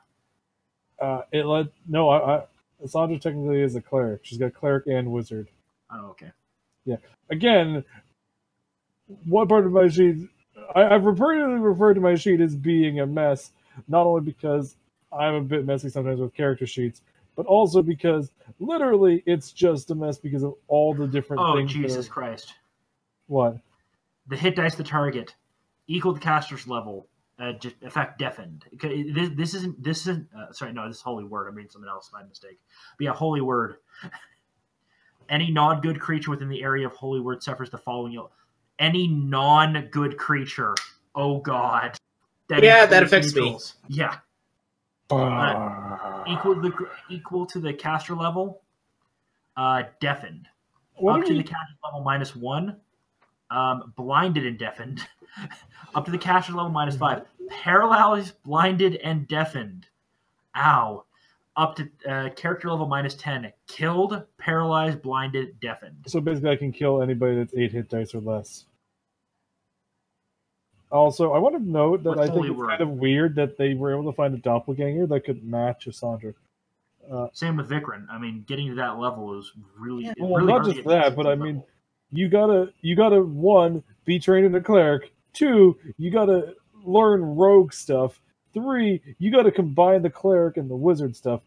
And 4, you gotta be a fucking wizard. I never did get to check to see if my quote-unquote doppelganger actually was just a human or actually a Damphia. I like to go by the idea that it actually was a Damphia.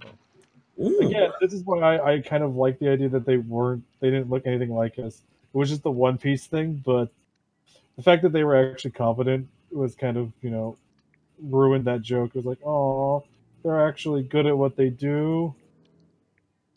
That ruined the joke, the fun of that.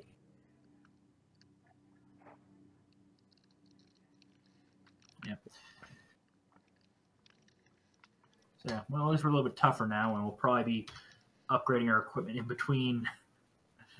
A lot. I literally have no idea what else I can do to upgrade my gun. Well, I know what we can do to upgrade your gun. Always get the ranged positive quality for magic range weapons when you're dealing with a gun. It doubles your effective range. What's it called? Like, you don't want to actually increase the enchantment bonus. You want to just give it the various enhancements, like, hey, it's got better range. Hey, it can now. Well, actually, with a gun, you do want it to be +5 because that also gives you just the flat +5 because you're targeting a flat foot. So yeah. Does intelligence make it increase the intel that at all, or no? Wait, what? Oh yeah, it's an intelligent weapon. Yes, does that add to that plus or no? Because if it does, then my weapon is technically +4. Weapons are weird. They're just intelligent. If it does count, then my gun is a +4. No, it doesn't count. It just means your weapon's intelligent. Okay, so basically the adamantine rifle, because it took the form of my other rifle, which is made of adamantine, that already put it +1. So I got shock, then made an additional +2 to it, so it became +3, so I could get holy onto it. So yeah. Oh wow. Hallow's kind of a permanent effect, isn't it? Because it takes 24 hours to cast. What? Hallow? Yeah. Oh yeah, that one.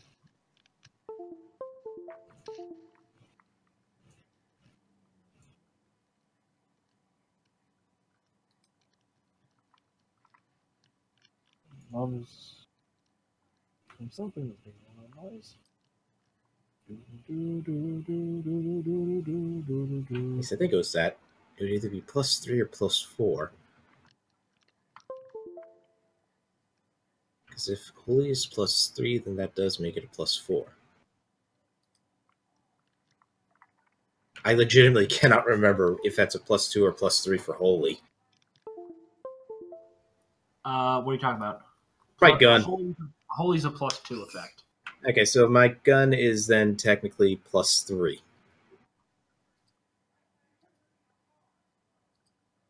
Oh, I gotta get 2 more pluses added to it. Actually, with what we've got available now, we can only get you to a +5. So as you said, another +2. So either I would say increase get a boost to range, and then a boost, and then a flat +1 to make it a more effective weapon. Okay, I'll do that. Like for example, my I'll be probably going keen on both of my gladiuses, and then only getting a +2, and just then upgrading them to +2. So, yeah. Okay, so it becomes ranged, which doubles its maximum range, and just a regular +1. Okay. Yep.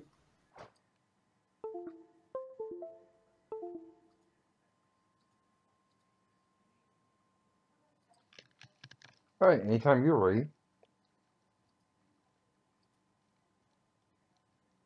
Mm-hmm. I'm ready. All right. 1 second.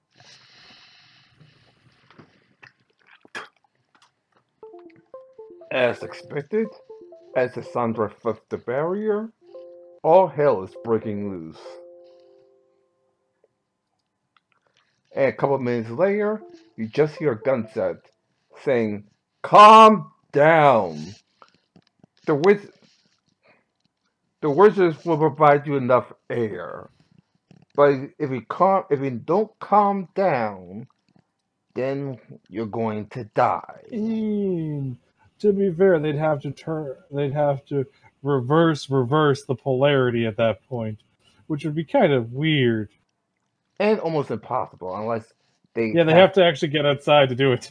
Exactly. Wait, but they can't get outside. Yeah, he's bluffing.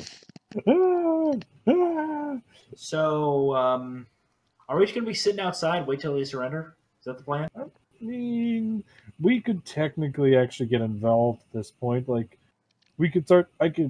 We could break the space time continuum and then basically like insert ourselves like a needle, or or we could experiment with various other things. Eventually, you hear a message saying, "Take down the barrier," and slowly but surely, the barrier is going. They're The taking it barrier too? the barrier is forced to be lowered. Good. Oh no. So Unfortunately, as you peek around the corner, you see a bunch of pit fiends patrolling the area. there's also a Wait. bunch of awakened Wait, rats and other things inside the city just attacking demons that they Wait. can take. Wait. They have pit fiends on guard duty? How did they convince them to do that? Because they said it was you. Guys.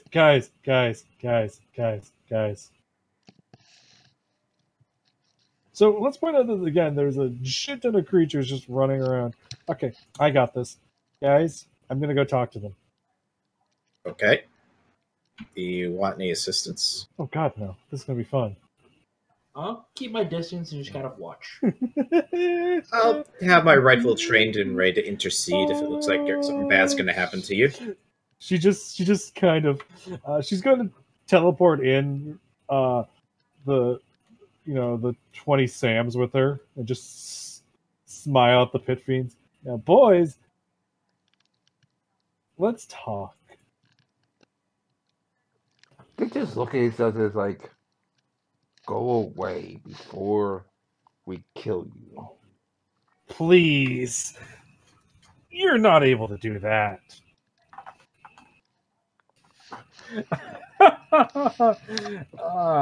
You're more useful to me alive. Oh, you meant you would try and kill me, right. Oh, no, sorry. Take care of this. She banishes one of them. Just straight up banish? A pit fiend. Yeah. Can he even resist? I'm pretty much sure he has a resistance to that. I'll just have to check. I mean, I can do dismissal, I can do banish. I could just gate in a solar if we want. A what? It's basically the celestial equivalent of a pit fiend. Oh, so basically you're saying, hey, they're on the mortal plane. Can you help me with it? More like I'm saying to the pit fiends, we're talking right now. This is talking. You're gonna listen because you guys are not in a position to fight. Now, boys, I understand. You're very, very, very strong. I get it. You're oh so powerful pit fiends, lords of the hells, able to reshape reality, blah, blah, blah. But let's be honest here. And smiles at them. You're here by a contract. And if your bodies are destroyed, that means it's going to take you, weeks, days, months to reform in the Nine Hells. Is it worth it?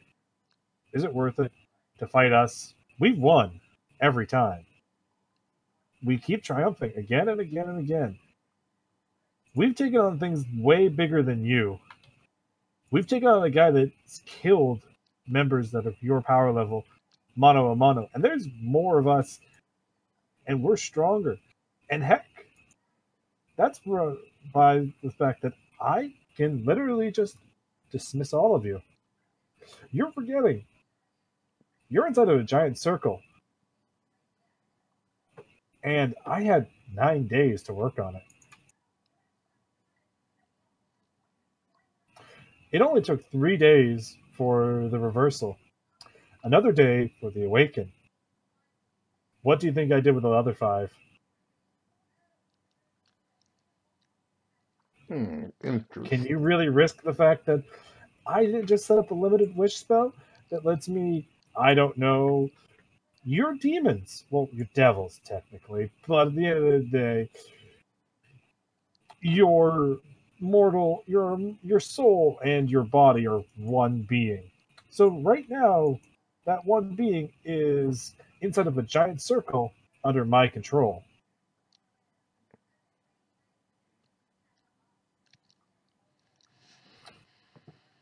What's more important to you?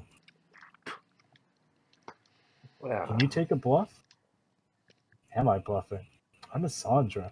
They call me a Sandra the Mad. Do you think there's a chance that maybe you can get close enough to stop me? Do you think you can? There's 20 guards here.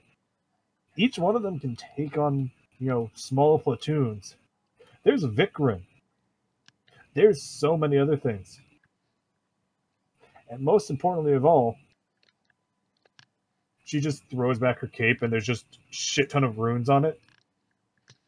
Do you know what the contingency spell is?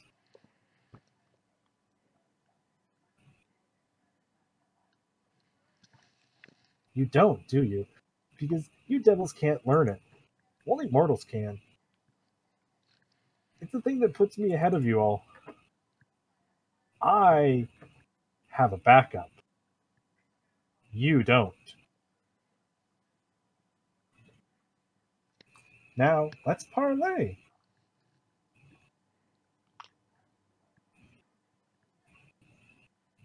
She's just staring them down. Interesting. Oh. You're brave for coming here without me just breathing on you and killing you. Tell you She points what. at him, and Tell you what. The Pippin that's talking just suddenly isn't able to speak anymore. You can overcome his SR31. Oh. You want me to roll to overcome that? I get a +2 from being an elf. I have go ahead. Oh yeah. Oh no, this is the easy part. Let me just load into Westwood actually. Seawall. I have Seawall. I can take 10 and overcome it. Can't take 10 on a spell resist check. I don't. No, I'm saying that's how good it is.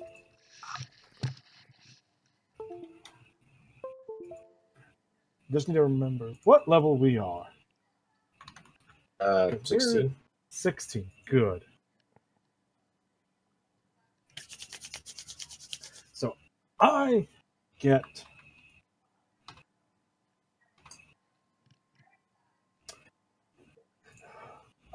before any of my magic items a +22. Damn. 2. Wow, you fail. And fail. I still get a reroll. Oh. That's the thing. Also, it's limited wish. I just set up a limited wish circle around them. Sure, it's not a full-on wish, but the thing is, it's the ability to... It's a magic trap. I had 5 days to build a magic trap. Oh. Yeah. 5 days. The limited wish magic trap took me the first day or two, but it would be able to be triggered once per day. The second one made it so I could make it once per hour. Well, the second two. Now, I got it down to, well, only once a minute, but at the same time... There we go. And correction, yes, with my magic items, it's not a 22, it's a 25, but there we go. Oh. Yeah. So she just flicks her hand. He's bound. You're in my circle. Oh no. You're in my circle. And animals are awakening within this circle. Every single animal is awakening, becoming lawful good from awaken. Every rat, every dog, every cat. And I don't need to be the only thing that can kill you. As Literally, just there's going to be animals showing up. Wait a second. Because the thing is, they all know who gave them this. There would be rats because every animal that's under the effect is charmed by Lillian for, Sandra, sorry, not by Sandra for the next few days. So they all really like her. See, the thing is it worth it?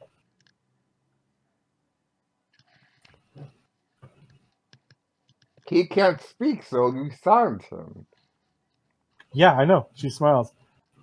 Now then, we're going to talk contracts. She looks to the other. How many pit fiends are there? 5? Actually, just 2. Okay, just 2. Okay, she looks at the other one. So then, are you smarter than your friend? As my friend just said, if you could beat her challenger, his challenger will let's just say let you pass. However, there are bigger pit fiends in the castle, and well, they're not going to let you pass. Oh my.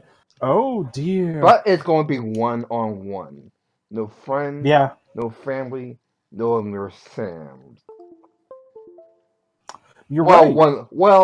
Technically it's 1-on-2. Can you handle it?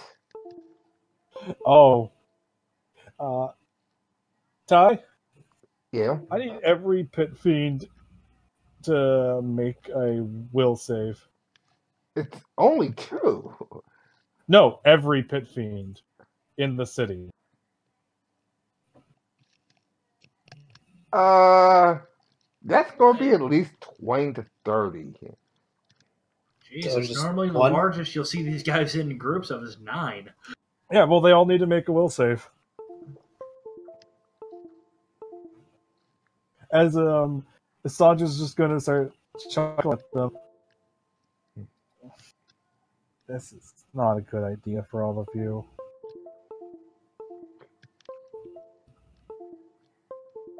And that's including the ones in the castle. Yeah, everyone. The castle's not fully repaired yet. They don't have the ability to stop this. Will save? Will save. Okay, here we What is go. the DC of this will save out of curiosity? Oh, it's at least in the 30s. I need to actually pull up Sandra's sheet. Wow, maybe one of them passed. 2. 3. I can only say so far only one of them's passed. Okay, so 2 of them have passed. So far only. Yeah. I need to check, because the 30s may barely pass, but maybe not.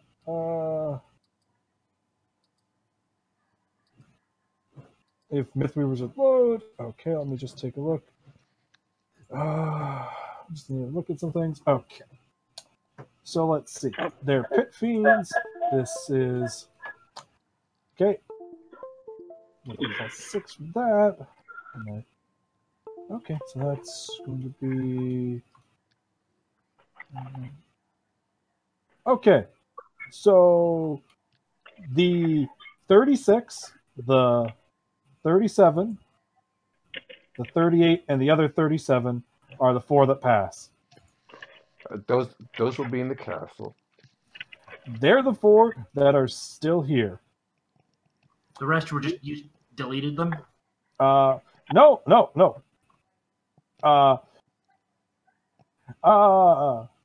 I'm using limited wish to change the spell, or rather, change who summoned them.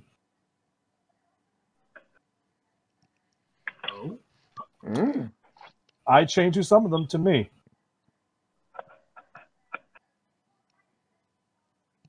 And you set them home?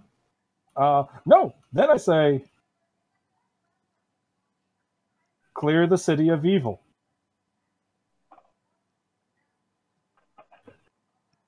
They have to obey. which means they teleport back home. Oh, no. They're going to take care of every other devil. I'm telling them to take care of every other devil. I said clear the city. The castle. Fight your brothers. I'm going to recruit the pit fiends to fight for us.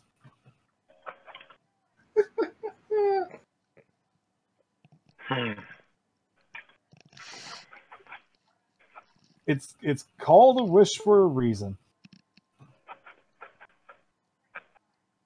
And that's going to hurt Cassandra a lot to do that, because it's going to do some nasty stuff as a side effect, but the benefit is... What's the side effect? Cassandra's going to go sit down for a bit because she's taken a -3 to her physical stats.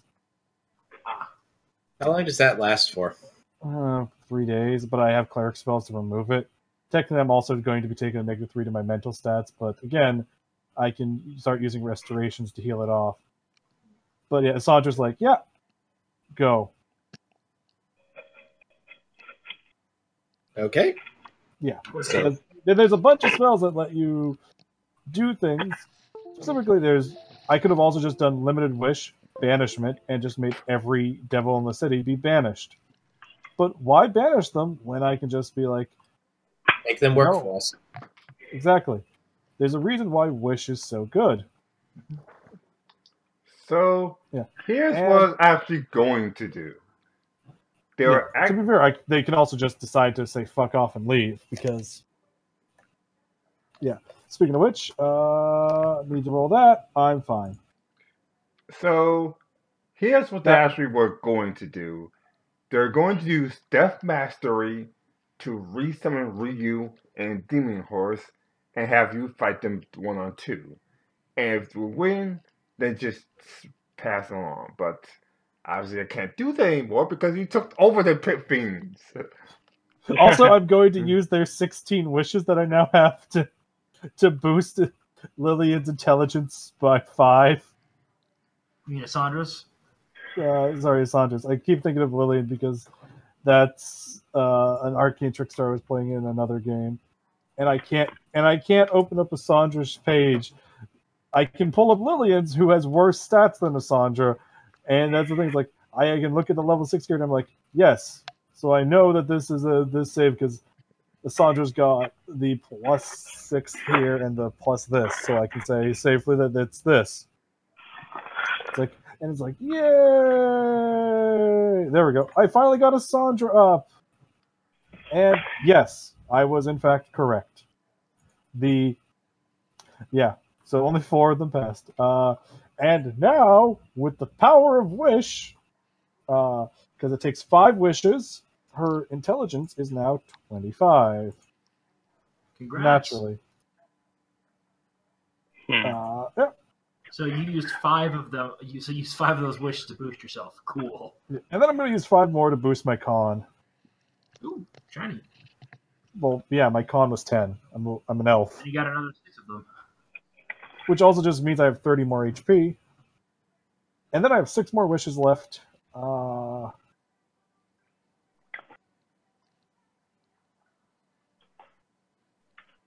I can't think of anything.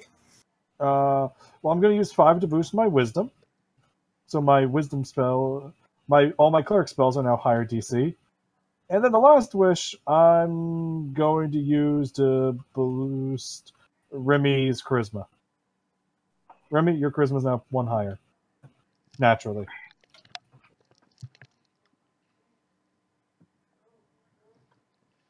Okay. There you go. Thank you.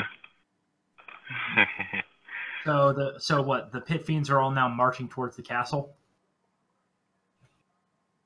Yeah, and Lily is just gonna kind of lie. It's not just gonna lie down and be like, yeah. On the plus side, I could have also boosted my dex, to be fair, but I mean, I don't really need it. Or made my strength not be 8 and made it naturally 13. But the fact that I just, usurp magic. Woo! Wait, no, wait. There's still 4 of them. They can still totally summon Ryu to fight Vikrin. Go, Vikrin! Fight Ryu 1-on-1! Or rather, 1-on-2 when he summons his horse. You do realize that I'm just going to basically be bouncing around, keep it hidden, right? And just keep popping him.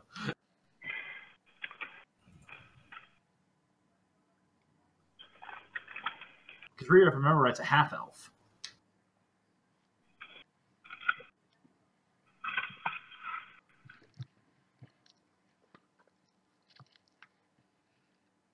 Oh boy. Hey, my character's I'm trying to think of what else right now. I mean, if Cassandra wants to add a crapload of insult to injury, she could put Vikrin in command of the Pit Fiends, ordering them to charge the castle and kill their superiors.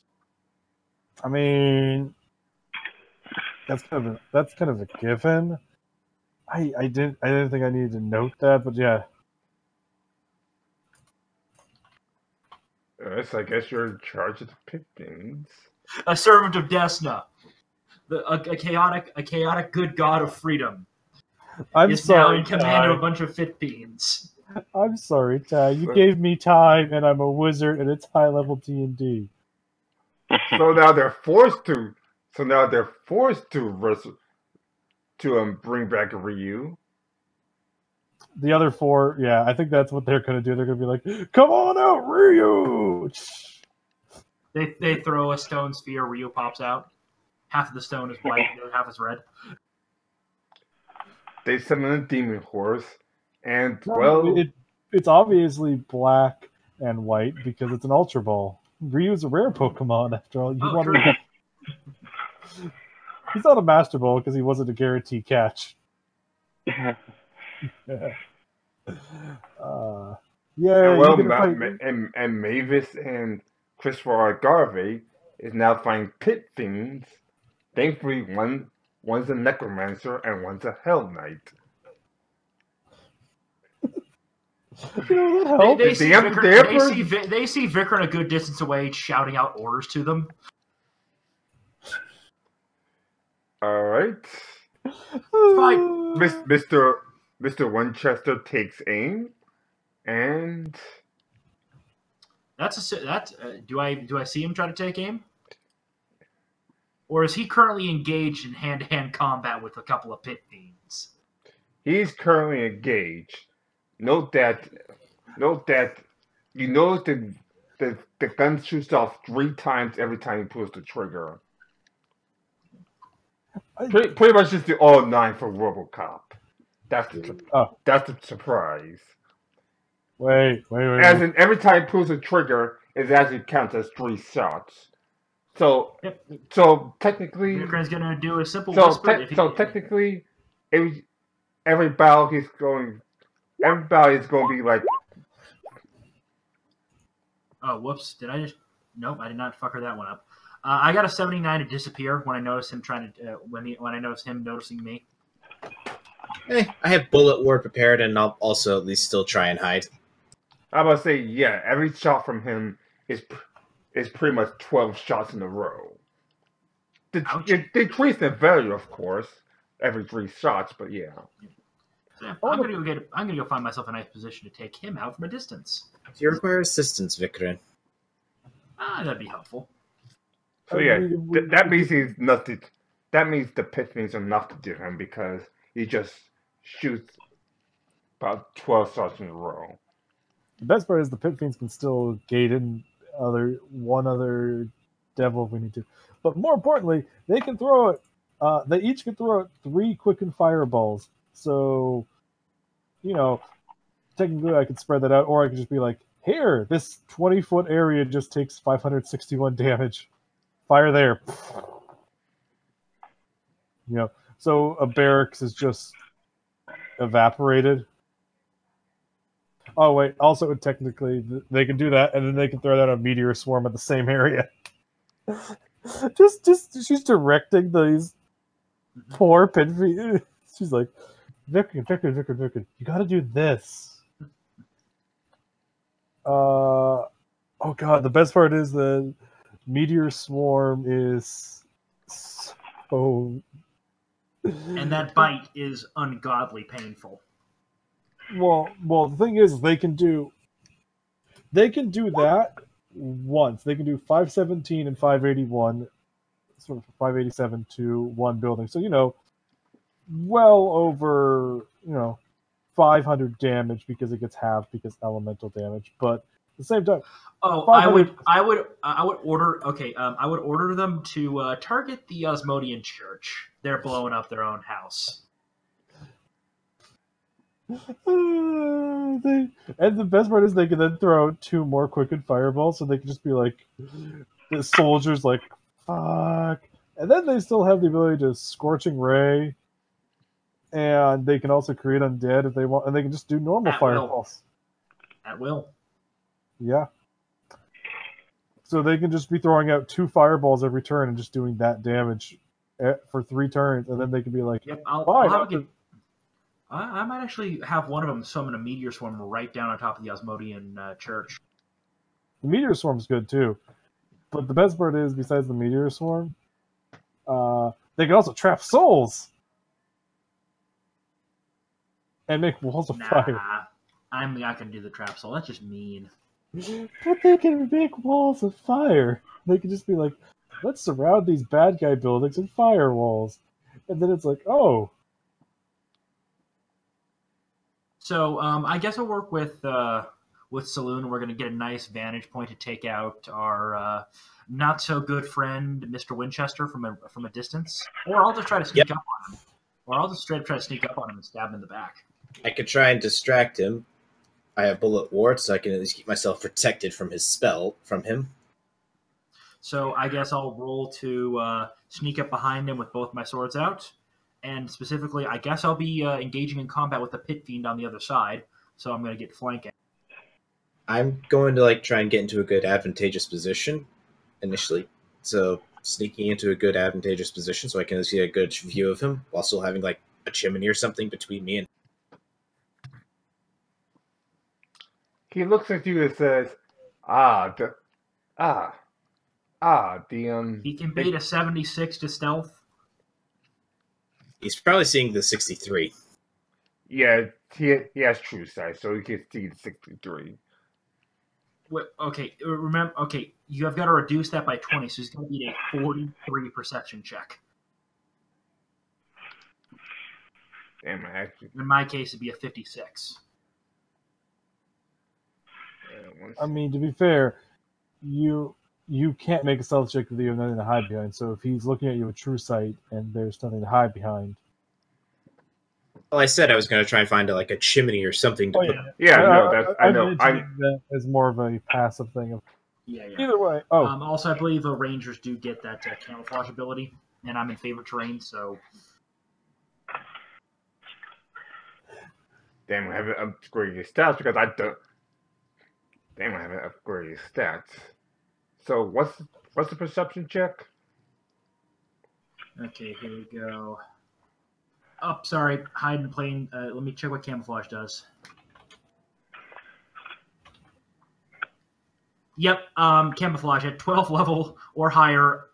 A ranger can use his stealth skill to hide in any of his favorite terrains, even if the terrain doesn't grant cover or concealment. I'm in urban terrain, so I can just disappear in the middle. I can just disappear in the middle of an uncrowded street, apparently.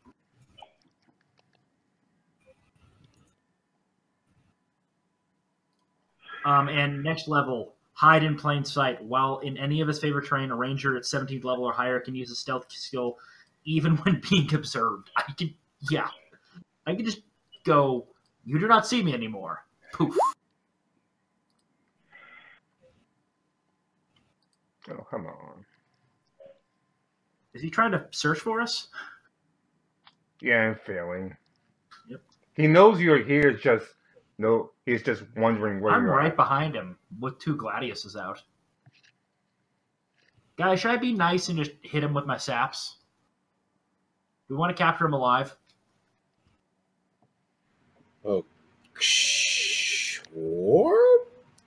Not sure what information we can get from him. Like, the Inquisitor. I've been waiting to take you on battle. Is that what Mr. Winchester is saying? Yeah. No, he knows you're here. He just tried to trick you into talking. So Loon is keeping quiet. And very, very quietly and slowly taking position to fire on him. And the rifle still has oil of silence on it, so... Well, you'll lose your invisibility the second you open fire. You're a smart enemy. I like that. And so she reaches for something that's, well, the equivalent of a flashbang. Like, unfortunately, I guess I said the equivalent. I said it's not a flashbang. I don't like the fact he's reaching for something. I'm going to use my whistle that he cannot hear because, hey, bird. And is going to do a dive bomb and take that from him. Vikrin is threatening him right now, so she actually gets her full bonus, which is even higher. So I'm going to go with, this is going to be a disarm.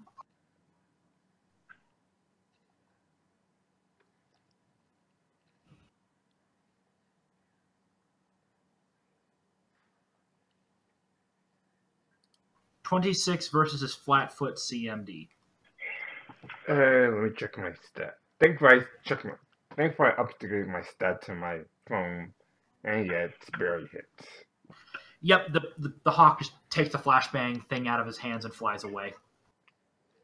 And as she flies away, she quickly flies behind a building because this is a guy that's known for using a gun. Like, damn it. Thankfully, I still have one more. Still has one? Yeah, he still has one more left.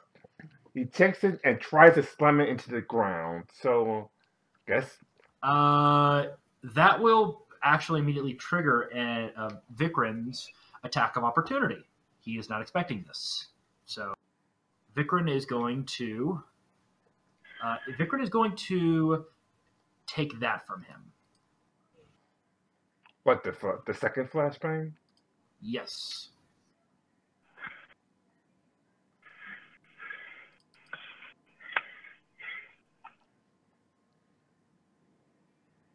And I'm presuming this guy is a human? Yeah.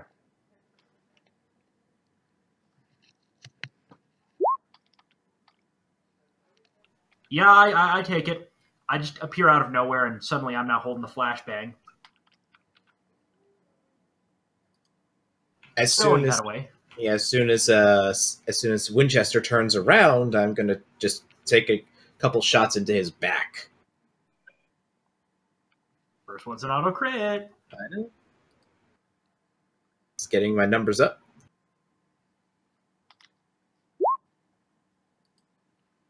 Does a 29 hit his flat-foot touch AC? Which is a 10. Yeah.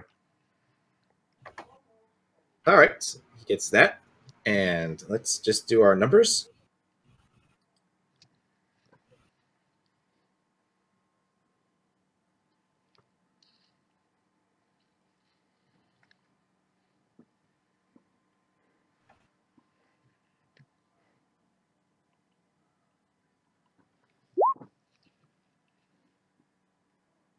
Ouch. That's just shot 1. I still got 3 more shots to go in my turn. Is he even still alive, Ty? He actually is. All right, then the next attack.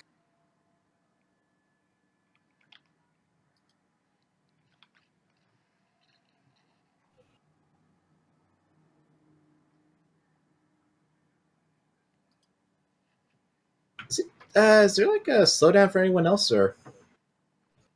A bit. Yeah. All right. Does the 21 hit his touch AC? Yeah, it hits. Okay.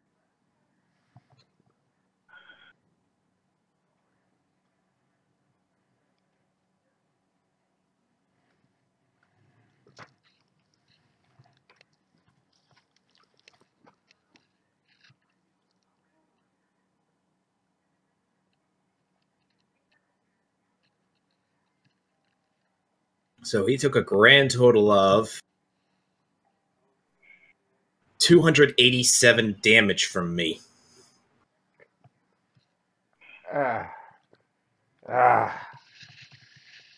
Ty, is this guy 19th level, out of curiosity? Huh? Is this character level 19? Technically, yes. Okay. I just jacked up his HP so that, well, he doesn't die as fast. If he was reduced to 0 or fewer hit points with those attacks, he can use cheat death by burning all of his grit.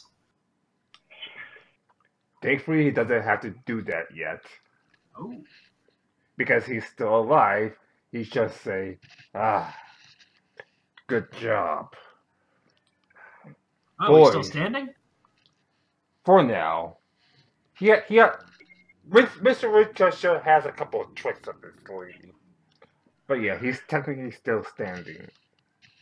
Like, that's good. Boys, we retreat for now. Take your bird with us. I'm sure the Bartelos have been carved out by now. Bad Mr. Winchester pulls out saps to start wall ripping on him. As you try to do that, one of the remaining pit things comes between him. What? One of the pit fiends that wasn't affected by this. Yeah.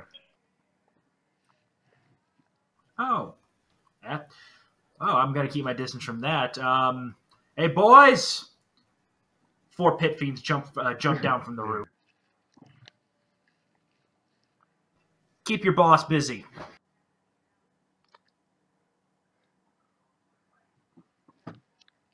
Oh boy. We have 16 pit fiends. 4 of them are gonna keep this guy busy.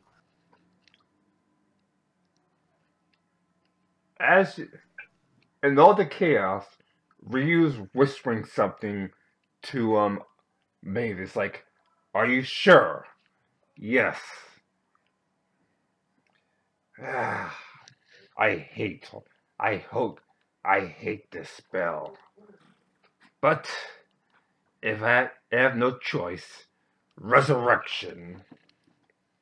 And wait, you trying to bring Ryu back with resurrection? Yeah. His soul is considered free right now? They have to free his soul in order to bring him back in the first place. Got it. They somehow convinced the devils to hold back on the grudge. Yeah.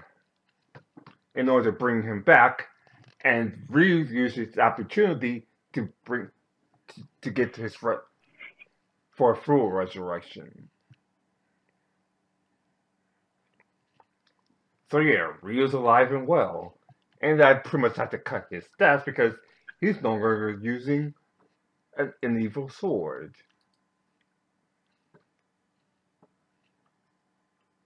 Well, just his base attack. I guess bonus. This is the point where Vicar and Alara step in. Just his base attack bonus.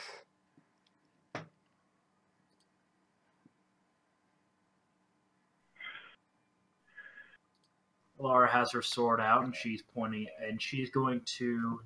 She's going to hold off on that until we have to deal with a bigger threat, unless we want to consider this guy the biggest threat. Hey guys, should Alara burn a couple uses of her Smite Evil to give Vikram access to Smite Evil? Sure.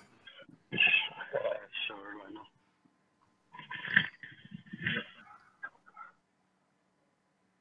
It's one of the advantages she has as a paladin. I think it's Aura of Justice. So she had to burn 2 of them.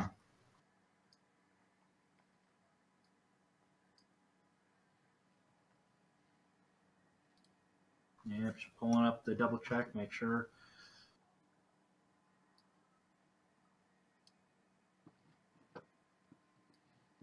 Yep, at 11th level, a paladin can expend 2 uses of her Smite Evil ability to grant the ability of Smite Evil to all allies within 10 feet using her bonuses. Allies must use the Smite Evil ability by the start of the paladin's next turn, and the bonus lasts for 1 minute. Using this ability is a free action. Evil creatures gain no benefit, obviously.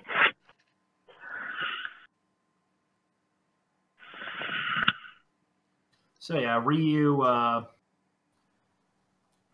Ryu sees Alara just turn her sword down, point on the ground, whispering a prayer to it in Celestial, then taps it as the blade glows. Energy surges around her, and Vikram's weapon is now glowing white, not unlike Alara's. Sorry, weapons are glowing white. If you didn't destroy my sword, I would kill you easily. But such is the challenge of a samurai.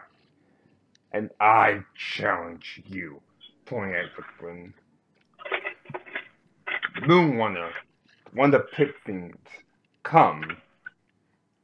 We have some heroes to kill. No pit fiends will fight in this battle, other than with each other. 1-on-1 then? 2-on-2 then? Fine. It could just be you and me, Ryu. We'll see how long you last. I'll leave about my horse. Then it'll be 2-on-2 if you have your horse with you. Fine. Moonrunner. The final battle. Today is my. If my final bell is today, then let it be. Well, I guess roast chucks. So yeah. So it's gonna be Vikram and Alara versus Ryu and his horse. Yeah. Yep. And I'm following after Winchester. Yeah, Winchester. Yeah, at the time, Winchester and the Algarve brothers are, and the Emperor is running toward a tunnel. Okay. Does it look like the tunnel is in good condition, or like where is the tunnel? It's like just made right now, like freshly made. Got it. So I guess Vikram and Alara are gonna have to roll their initiatives. I make note of that and Yeah. try and locate Sandra for some good old-fashioned demolition work.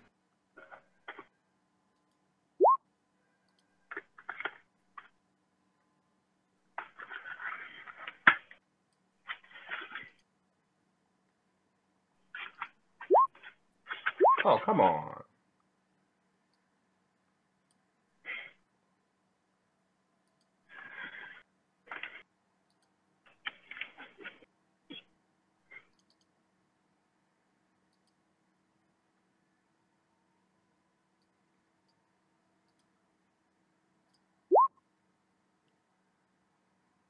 Well, the horse can go up first, I guess. Man, let me just update your stats a little. At least you could actually hurt you a little.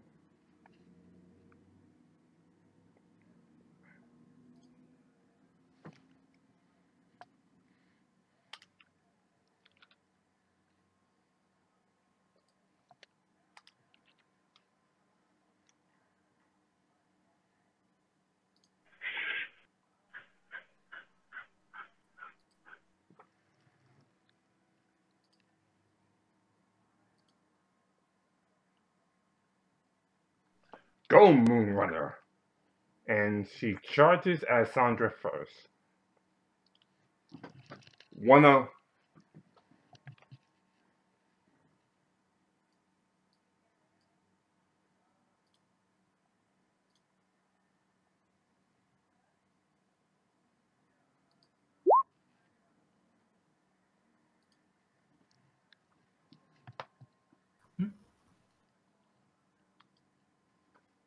Hello? Hello, sorry. Yeah, it just unceremoniously bounces off Alara's armor. She doesn't even take notice. All right. So Vikram is going to roll his agility. His acrobatics to avoid taking an attack of opportunity.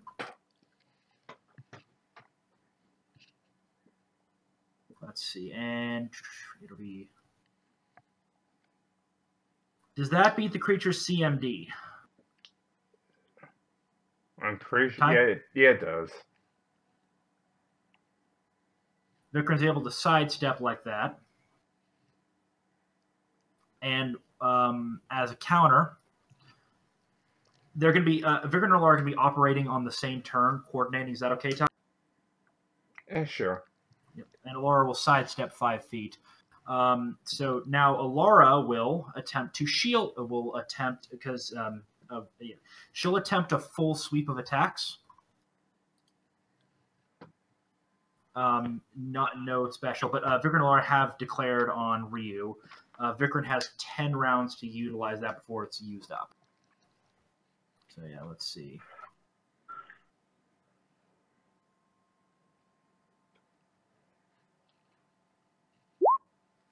This is a sword swipe. Shield bash. Misses horribly.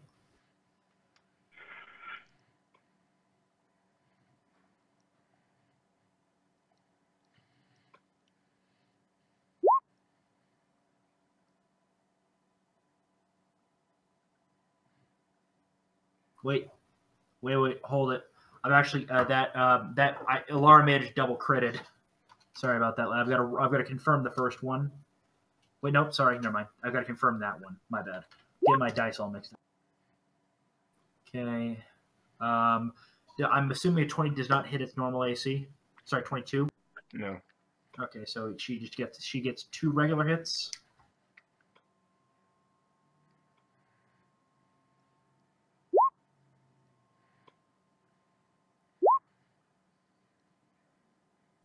Okay, so I forgot to include it, so add +2 to all of those, except for, the one that automatically missed. So a 35, a 38, and then another crit that was a 33 with a 28 confirmation. Does a 28 hit this thing's AC? Yeah. Okay, so she does crit once. So I'll roll the first 2 attacks, then I'll roll the last one. We'll just do the multiplication then. Is this creature considered evil? No, just neutral. Okay, got it.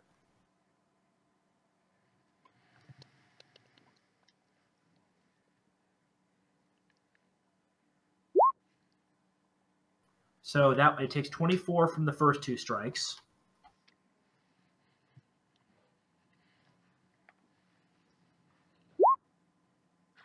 Then takes an additional 22.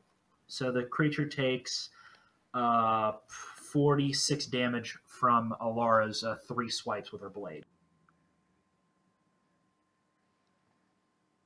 I presume it's still standing because this is a companion. Yeah, it is. Now it's Vikram, who can only do 1 attack, but since he's flanking and in favored terrain, he does get his stealth attack. So he's going to use his Gladius.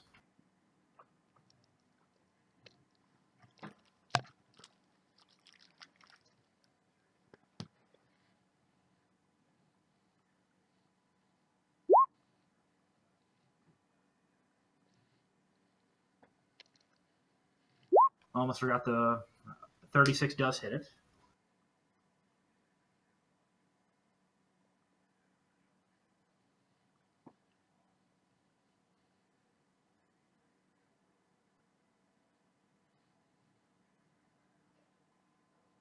So this guy is going to take... Where are you? Yep, 46. He is going to take 22 damage from the single swipe from Vikram. And that's to Ryu or the horses? The horse. All right. That's the first opponent. Ryu gets special attention from both of them. Is the horse still standing after that? Yes. Okay. What's Ryu going to do? Interesting. He starts to wave Greater Banner. All allies, the ally he has a +2 morale bonus on all saving throws for charm compulsion. In addition, the Baron displayed the samurai can spin The standard as Arena the Battler. Additional saving throws against one spell effect targeting them. Even though Vicar and Alara are not going to be using spells in this, sure, he can do that. I know, but he still wants to fight one-on-one. Yeah. And he doesn't want to sneak up and... Well, this was 2-on-2. He should be working with his horse. What is he doing? Okay, never mind then. Negate that. Ryu just walks up to Look, you. I'm just curious about what he's doing, Ty. Never mind. Ryu just walks up to you and says, "Now we begin." Hey guys, it's still there, but I just caught the attack bonus.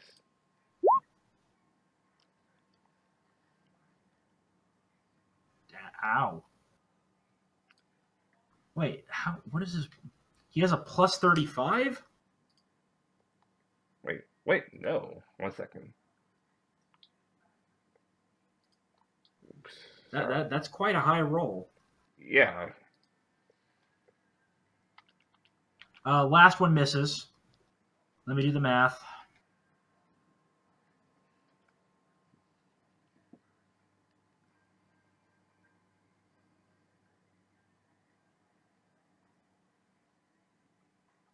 Ouch. Yeah, that hurt. Wait, Ty, are you using this? Are you using his previous sword stats still? Yeah, just cause. So here's his regular roll. Okay, got it. He hits on 2. So he does actually get, and also because he moved, he can only attack once. So actually, only 1 attack. Sorry. All right, so yeah, he hits on 21. 1. So he does hit Vicarin, and he does do some damage. Vicarin definitely is unhappy with that. Yeah. Meanwhile, sees his opportunity and checks Vicarin. Just checking the favorite defense feat. Oh, nice. I do have a +2 dodge bonus against him, so, yeah. Who is this targeting? Vicarin. He does only 6 damage. All right. Just because the second one critted and crits auto hit. So Vicarin is not the happiest of campers right now. But he is still alive. And let me double check my numbers really quick. So I get a 2 to the defense. That's 34. And I do have the paladin ability on me right now. So, okay, Smite Evil.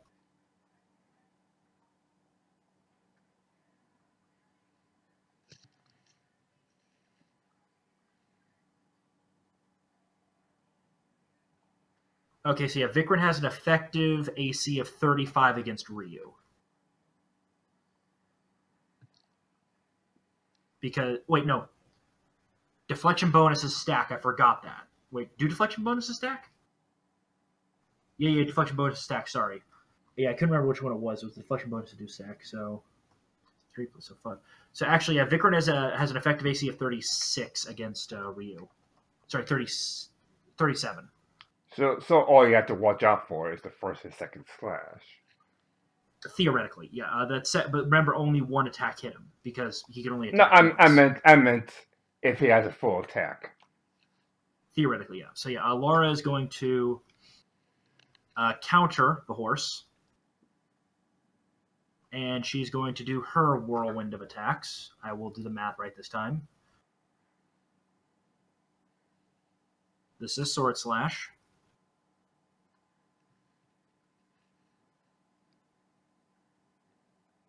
Shield Bash. Does the 30 beat its CMD? Yeah. With an additional +4 on top? Mm-hmm. Okay, yeah. The horse is now prone. Ouch. She slammed the horse into Vicarin because an enemy entering when one creature enters an enemy space, it automatically falls prone where it was before that. So yeah, he's now prone, which means he's at -4 AC.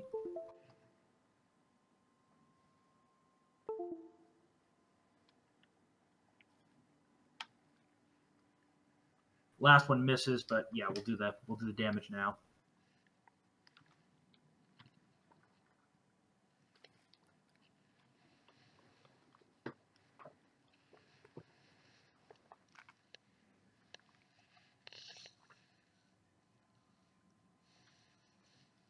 Another 27 damage to the horse. The horse still alive? Barely.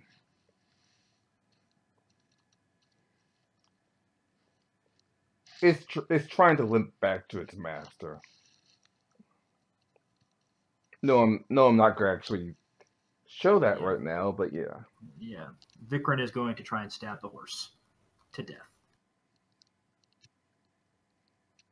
I'll do each attack one at a time so I can direct the next attacks at Ryu.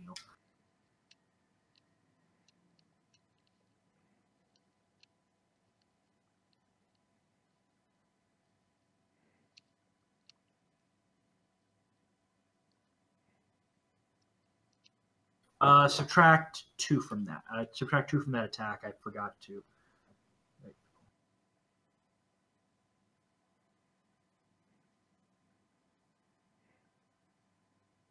Yep, just subtract 2 from that. So, so 24. Is the horse dead? Yeah, as he crawls over, he looks up one more time. It says, well, not says, but like, Nice. Vikrin just slices his head clean off with his gladius. And with that, he's dead. Yep. So we've got to. I forgot to rejigger that math because these are light weapons. So this should be a.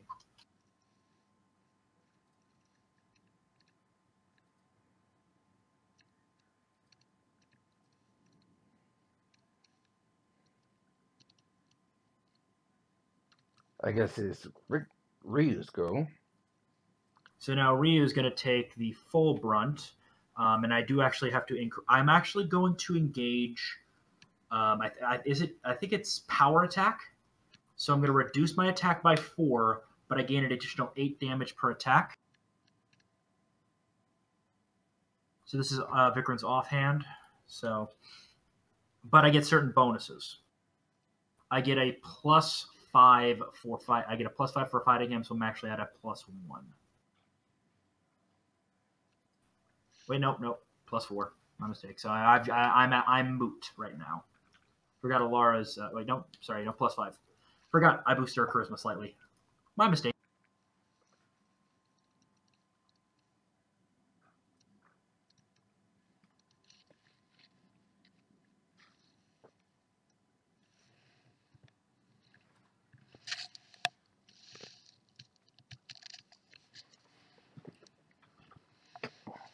Let's see, 28.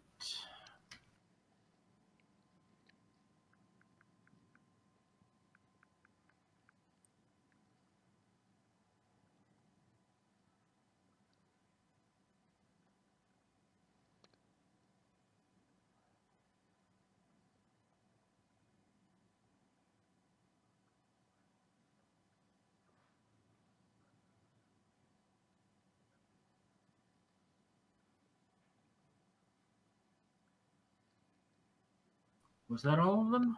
Can't remember if it's all of them. Nope. I forgot the last 2.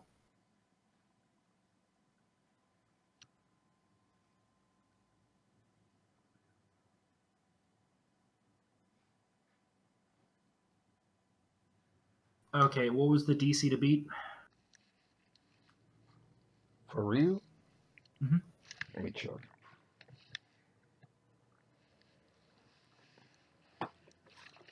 Where's my mouse?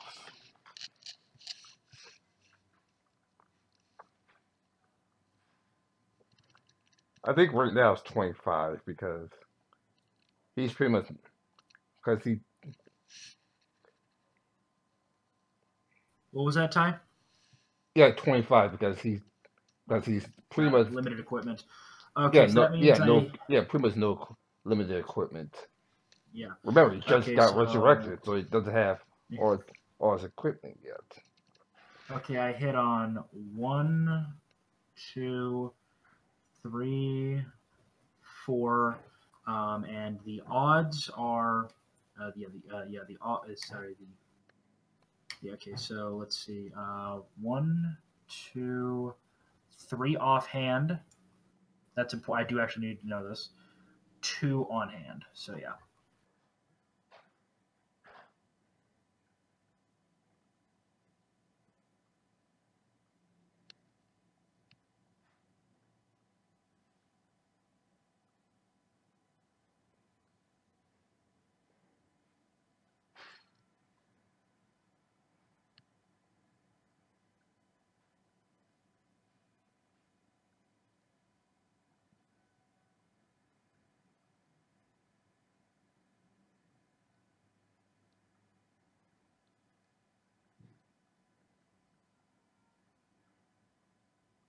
He will take 116 damage.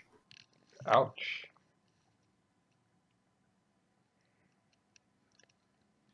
As Vikram just starts slashing him with his blades.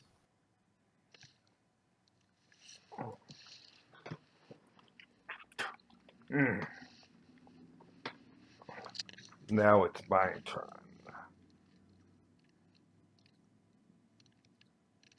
He says as he attacks Vikram again. Just got to remember I'm at a plus 5. All right, here we go. Damn. He hits on 1. All right, take the damage, which is 20. Yep. So yeah, he's definitely beaten Vikram up a little bit, but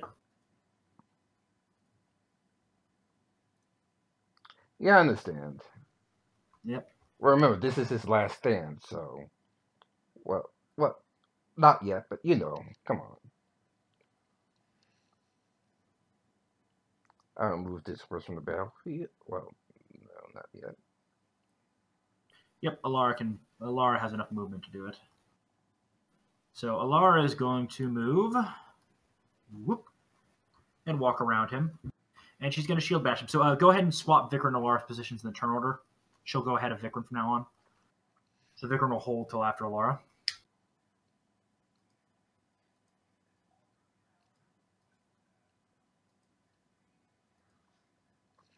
So yeah, she gets a +3 to charisma. Yep, charisma.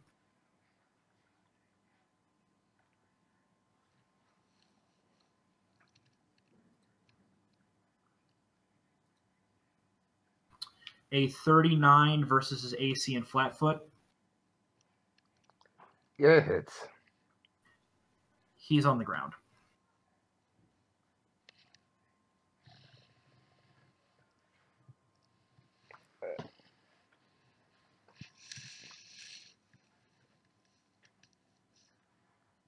All right, well, he's on the ground. Alara points her blade at him and says, "It's recommended you surrender now."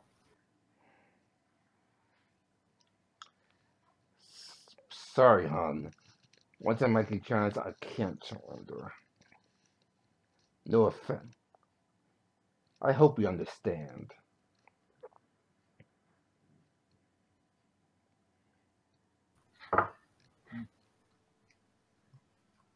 And I wish you luck when facing the Raven Queen. Wait, the Raven Queen? Sorry, not the Raven Queen. When you face Pharasma. Because Vikram is about to go blender on his ass. Because now he's on the ground. And between 2 people flanked. So Vikram again will do a power attack.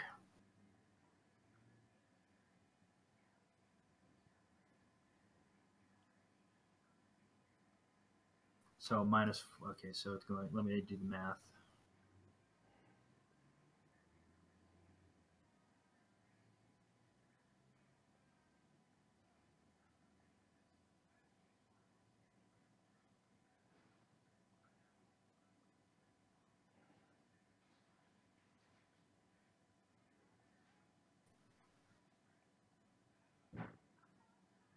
If I could actually roll, oh wow, that first attack misses anyway.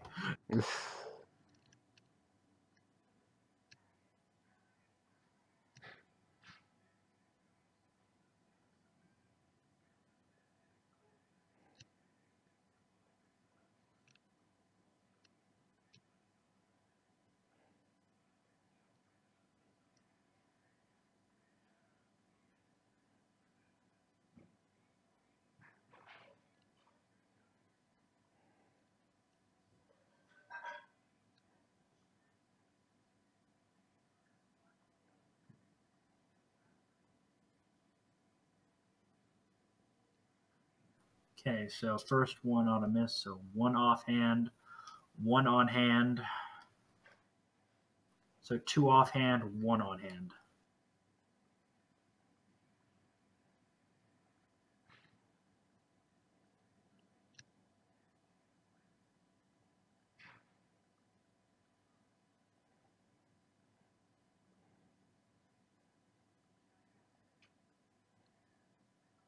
Just doing the final math now.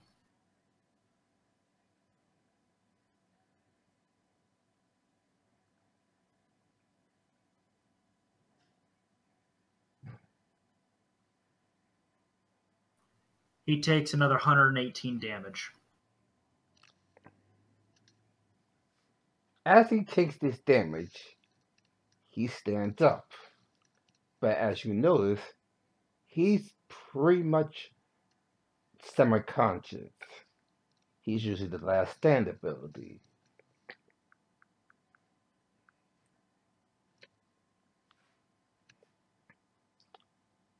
Oh boy, that's a unique one.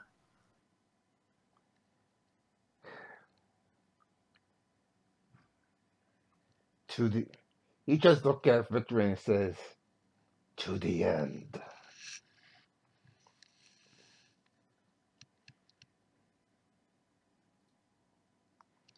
I see. Now that he's now at 0 HP. He's now below 0 he's at 0 HP, HP, so that means. But it's gonna be minimum damage. Huh? But it's gonna be minimum damage unless I crit on the attack. Exactly. So is he going to attack?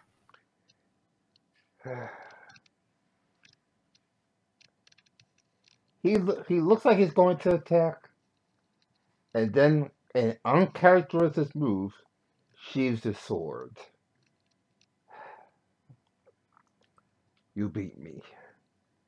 Do what you will with me.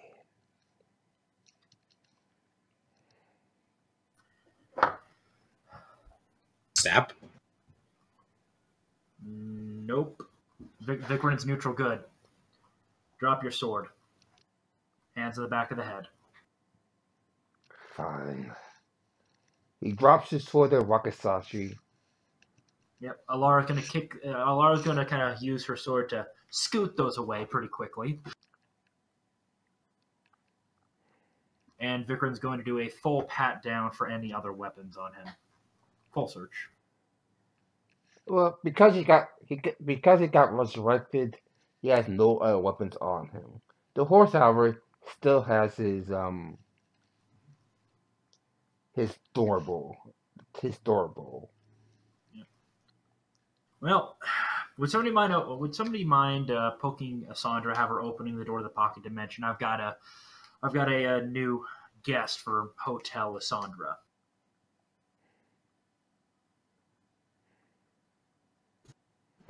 I'm not near you, so you're gonna have to try and find her on your own. Yep. We'll be tying his wrists together, and then use some rope to tie his wrist to his waist, so he can't use his hands at all. You're gonna use tongs to put the sword and the wakizashi into a bag, so I'm not directly touching it. You know this is just a normal sword of Wakasashi. Okay. Well, I guess they're going to be spoils of war then. Chucking those guys into my handy haversack. We're going to lead him to a Sandra, then push him into the pocket dimension, where the Sams will keep track of him for now. For now, we'll keep you on ice. Your fate will be decided later. He just looks at you like, it was a good battle. Yeah, because he knew in the end that even though, he could hurt Vikrin, long term, he's still got Alara as back who's going to go full defensive. That's pretty much why he surrendered, because even if we could knock out and kill Vikrin, he hasn't made a challenge to Sandra yet. So that means he's going. So that means he's going. So that means a couple of hits later he's going to be dead again. Yep. Also, Vikrin has that res unit. Alara is going to fairly quickly walk over to Vikrin and be very concerned while healing him. Grumbling something about, that was risky, what you did there. You should have used your damn bow. Grumble, grumble, grumble.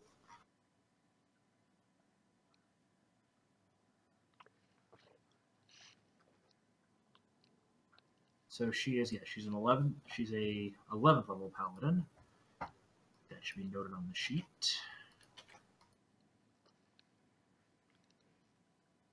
Yep, 11th level paladin. That means it's... Alright, so while all that's going on,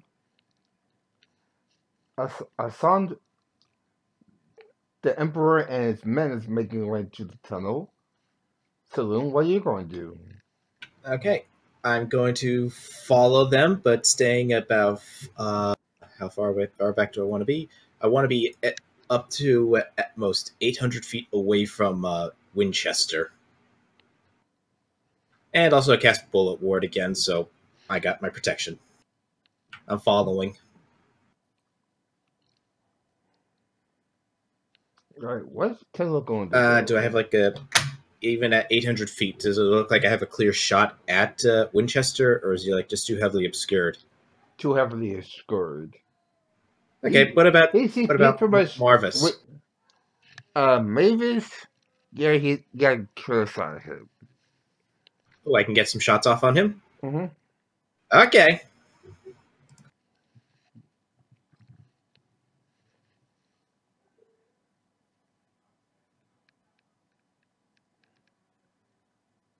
I assume that's going to met the his flat-foot touch. Mm-hmm. Yeah. And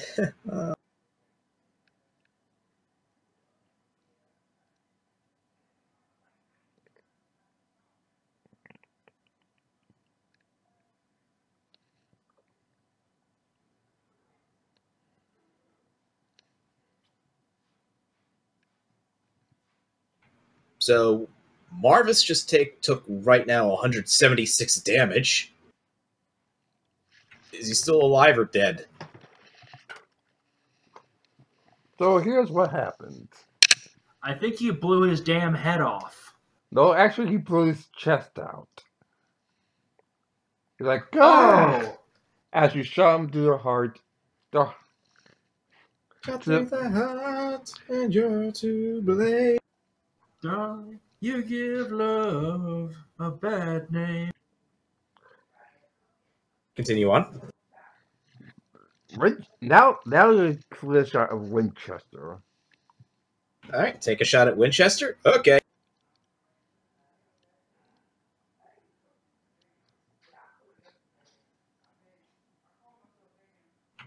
Does 21 hit his touch AC?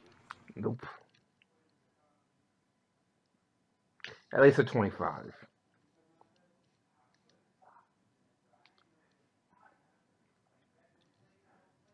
As he goes to fire back. Okay, at least one hit.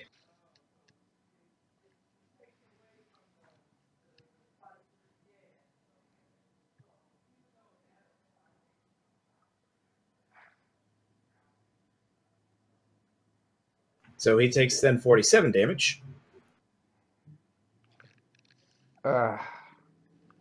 Just remember, I'm about 800 feet away from him. So he's Jesus. Yeah, the whole range thing. Yeah, that doubled my max range. Yes, that's why it's amazing. Also, just to let you know, you only do flat foot out to 5 range increments. I'm technically still in my 5 range increments. Oh, okay. Yes, 160 times 5 is 800. Oh, wow, you're just barely still able to do it. Man.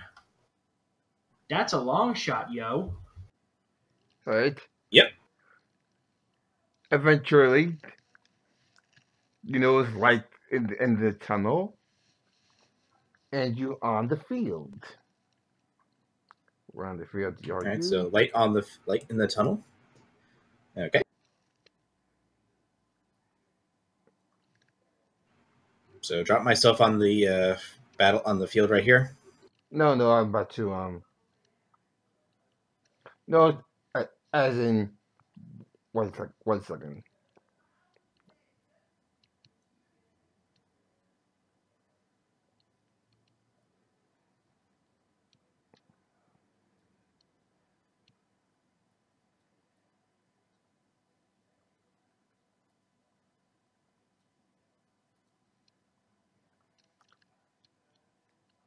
So you notice a small fortress about here. Okay, so we're moving there. That's where they're heading to. I just move that there for reference. Unfortunately, by the time you catch up, the fortress has been closed. You might need a thief to unlock the door. Okay, let's take a check and see if I can do this.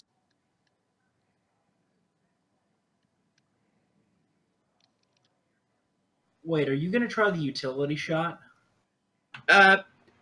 First, if my first attempt doesn't succeed, then maybe. You can't do utility shot. You lost. That become Musket Master. Don't believe I did. Let me just check that. You're a Musket Master, aren't you? Yeah, I am. Musket Master replaces utility shot. Yeah, shit. Which includes all of those. So. Yep, that did. Damn. Well, that's the other way I can do it. Where's the check? Attempt to pick the lock. Nope. I'm assuming a 21 does not come anywhere near trying to pick the lock. Nope, not even close. You can try again because you got a pretty good check there.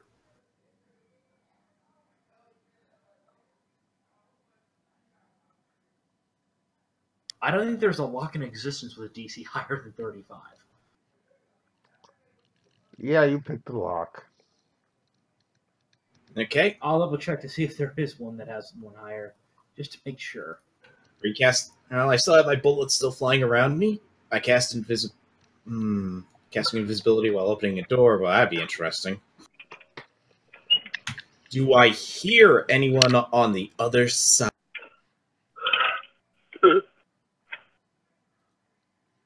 No, but 1 second. Actually, there are locks that have a higher than 35. Wait, what? The superior lock. It's a That's DC like of 40. Yeah.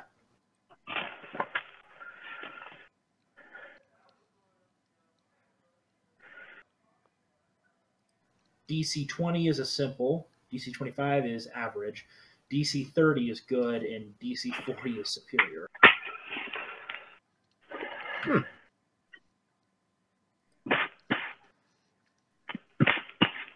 Actually, never mind. I forgot to actually equip his actual weapon because I had to make it special. So yeah, nothing. So yeah, you see nothing. And I hear nothing. Yeah. Well, cast invisibility on myself to hide. Alright, as you alright, you're hide. Now what you going to do? I'm going to do what I can and try and trace, like, try and use survival to try and track my quarry. Actually, also just use the spell quarry to find Winchester. Bing, is Winchester within 30 miles of me? And if so, where is he? Actually, you find Winchester, but something strange is going on. It's like you've seen this trick before. Ooh. What trick am I seeing?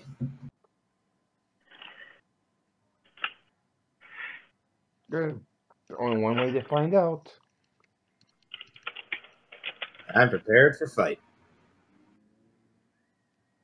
Also, anything else? I guess I could do the survival to try and track him down to get to.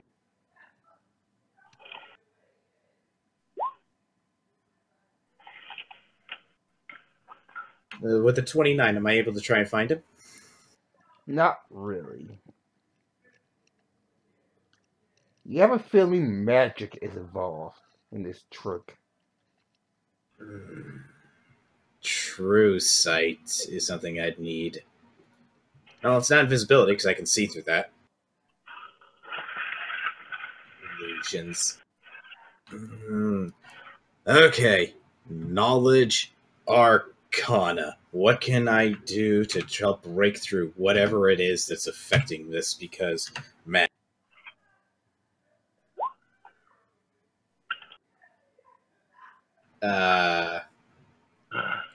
What? Oh, forgot the 20. Here you go.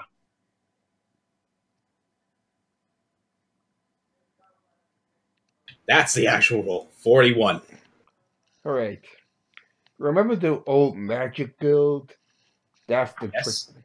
That's the trick they're using. Ah.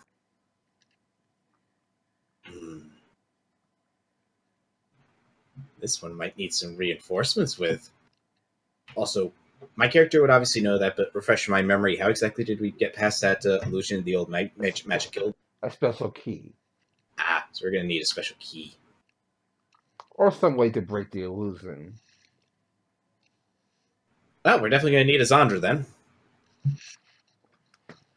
So, keeping this entire location in mind, I'm going to go back into the capital to get my allies. In the capital, do I find my allies? I hope Yes, so. you find Ryu currently being pushed into the pocket bench by Vicar and Laura. So he came back. Yep. Anyway, I know where Winchester. Yeah, I know where Winchester and Co have gone. Marvis is dead, so let's get going. Did you make sure this time? Let's see. He kind of has a big hole where his chest used to be. We'll burn the corpse just to be safe. Yeah. So I was kind of in a hurry to try and go after Winchester. That's fine. Heads up. So, We're gonna have. You recall the Magic Guild? Yeah, we're gonna have to think with that kind of logic to get in. Wait, it's Or- magically trapped? Yeah, that and some illusions and stuff. Oof. That's Also, nightmare. let's first at least take us to where Marvis's body is. Is his body still there? Let me check. Necromancers have that nasty habit. Remember, Yeah, I thought because it wouldn't have been that long. I thought because you cheated death before. He cheated death before. Yeah, he's still there. He's dead. Excellent. Pour out a flask of oil. Not my oil of silence, just a regular flask of oil, and I just toss a match on him. Corpse starts to burn. He burns. He ripples. All of his magic shit is pretty much accelerates the bonfire. Yeah, let's be honest. And well, he's dead. Very, very, very dead. All right. Let's continue on, and I'll show them to like right where the magic is happening. And now Rogue Train just said "fuck you" to me. Just kick you out or something. Yeah, let me just reset.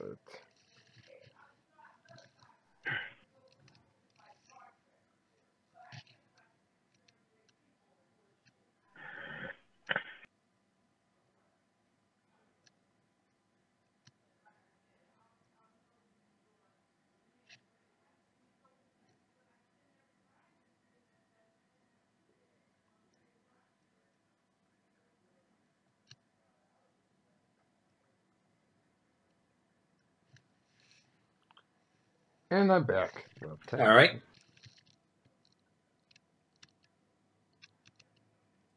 So lead them to the area. So, body missing. Oh, Marvis? We burned his body. Oh, good. I'm assuming alchemist fire. Flask Nice of oil hot. and a match. Yep. Yep, you were there. You witnessed it burn. Got it. I would have checked the body for valuables first. To be fair, it probably would have been evil stuff. Yeah, but that doesn't mean we can't destroy it for later on. So, gonna Yeah. basically anything that looks The only valuable. good thing you found on him is just a couple of alchemist fires. We'll just leave those on his body when we burn him. It'll burn him faster. Well, that helped. What are we burning?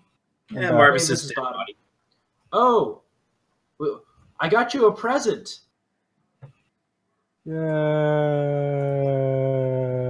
Ryu is now staying at Hotel Asandra. Yay. I don't know if that's good or not. He's the evil samurai. I know. I We have remember him currently who- tied to a chair. You can and have, remove like, his a couple of- fingers. And a couple of Sams are just watching him. You can just remove his fingers. Nah. I mean, that would help. Let's just totally remove his fingers and be like, look. All right. Alright, so to get caught up, Saloon chased the Emperor down to a hidden passageway, down to a hidden base. Unfortunately, the base is so hidden that, well, remember the Magic Guild? Yeah, it's illusions and traps. So Saloon can't actually find the Emperor and company. So Okay. is that- Unfortunately, I didn't see the Emperor, so I can't use Quarry on him. Well, I did. I Oh, saw. you have Well, I Quarry? used it on Winchester. Yeah, I have Quarry. I used it on Winchester, and that's how I realized it was kind of weird looking. So, Bing, Emperor. Oh, nice. Did- Pretty much the same thing as what we saw with like Winchester, or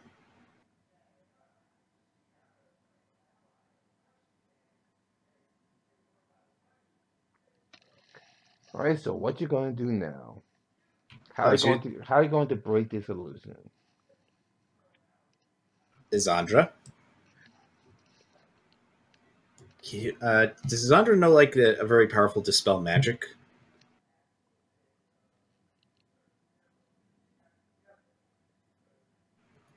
Hello?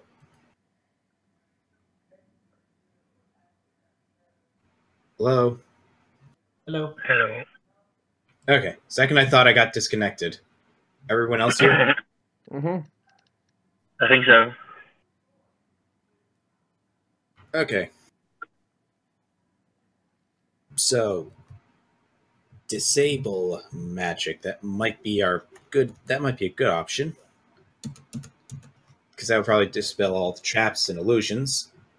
True Sight would help us get around the illusions as well. Diplo, you here? Yeah, I'm here. Here's So- some True Sight. There's some True Sight. Here's some True Sight. And yeah, I could just, dispel magic. I mean, yeah, let's do this. Dispel. So the Emperor ran down a secret hallway. Yeah, we went through that hallway. We're now where the base would be. Nice.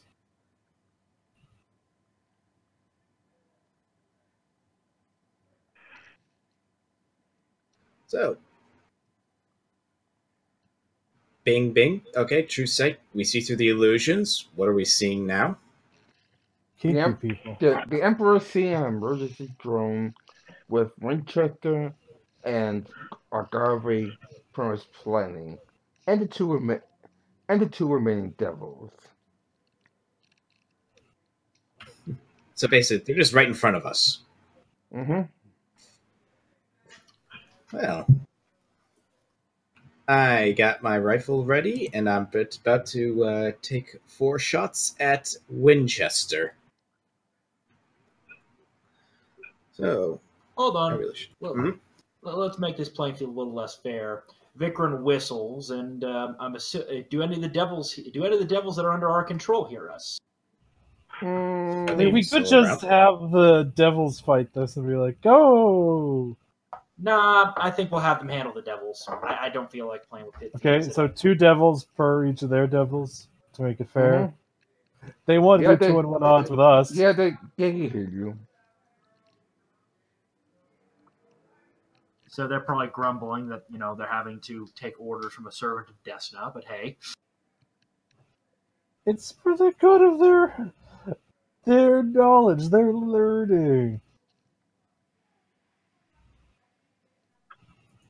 So yeah, I just say, you two take him, you two take him. We'll take the mortals.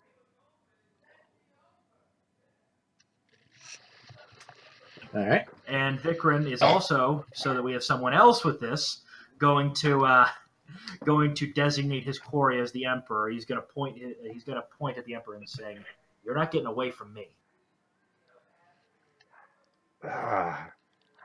Just leave already. You took down my empire.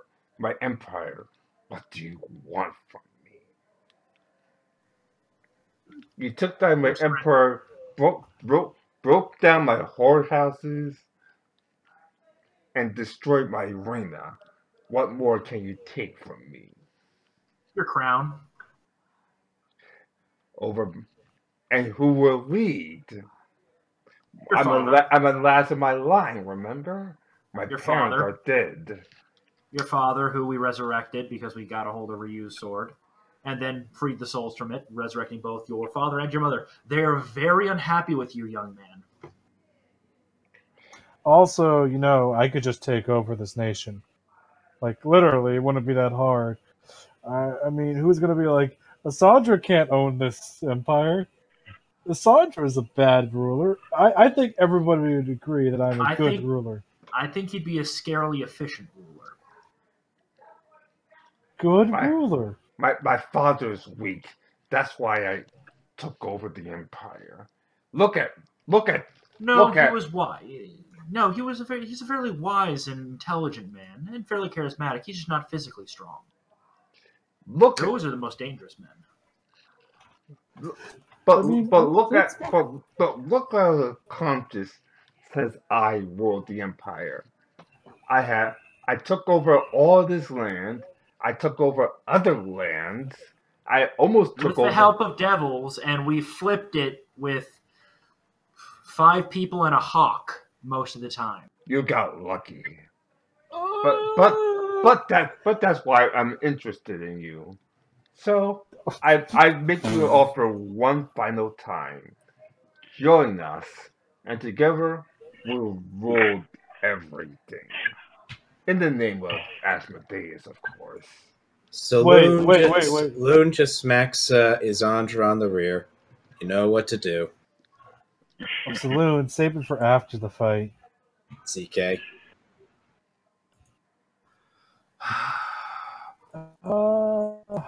You obviously haven't been reading the intelligence reports about me, have you? Of course I have. Why think I want? Why think I want to make this offer to you directly? Your family is part of the Asmodean cult. Why not join them?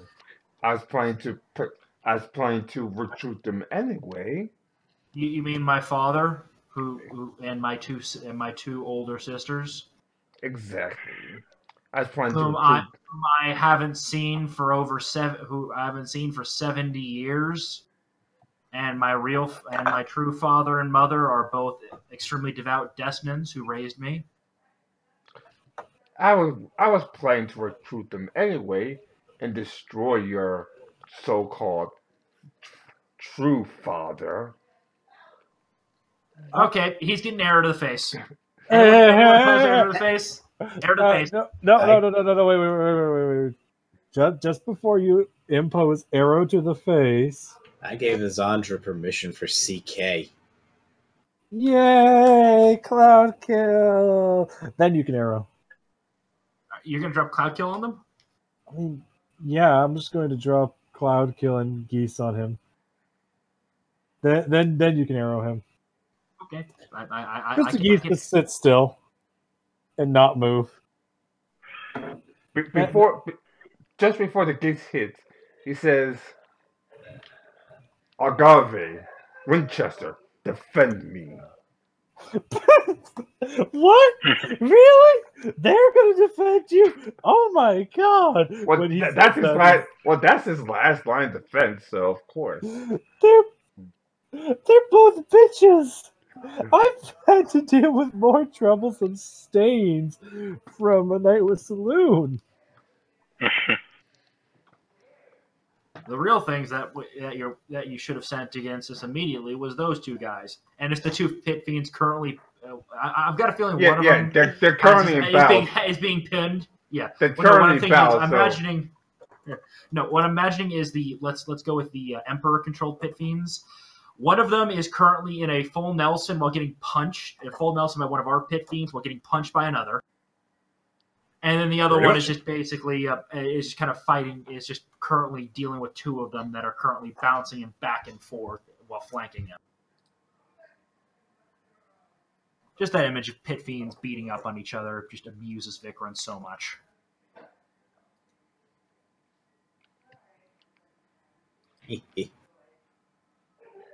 Yep. Well, I guess the cloud is forming. And as you try to form the cloud, Agave slashes you. So he ran all the way from wherever to us? Yeah. And Sandra, does that hit? Hold on. Alara has. I've got to double check the spell. I believe Alara has it set, but there's a specific spell she can use in this case. What, for Unholy Greatsword?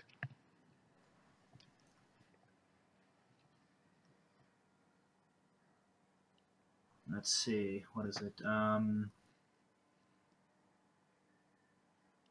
I've got to double check what it is. It's a spell that lets her swap places with someone. Like transpose ally or something?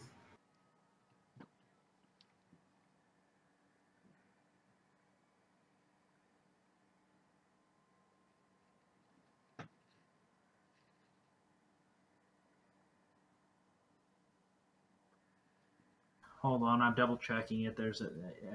I do have. What is it? Where are you, you stupid thing? So while that's going on, can I take my shots at Winchester? Sure. Oh, wow. Really? Nope. He just dodges. He's like, I thought you were better than that, Inquisitor.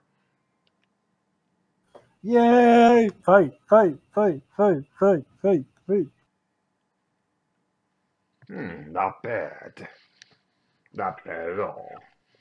Really? Okay, so 2 hit? Yeah, 2 hits.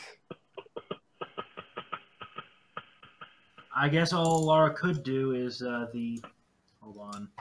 is the Shield Others spell.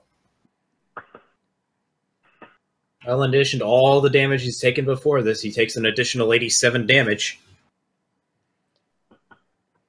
Ouch. How's Winchester looking? Not that good. In fact, he's knocked out. Ooh. You just knocked him out? Damn. And then something else happens. Remember the vest remember the vest you wanted? The one that brought you back to life? Winchester thought of it first. So he's resurrecting. Damn. Thank God pushes this vest. This is going to be fun. What vest is he wearing? Something with determination, enchantment. Oh, got it. So yeah, he's now at a -1 level. Yeah. And so it's level 18 now. Okay. He's at a -5 to HP, -1 to attack, and -1 to his saves. I think is the really short and dirty version of it. Right. He still has all of his abilities. It's just he's down by a level. So let me double check one thing with determination.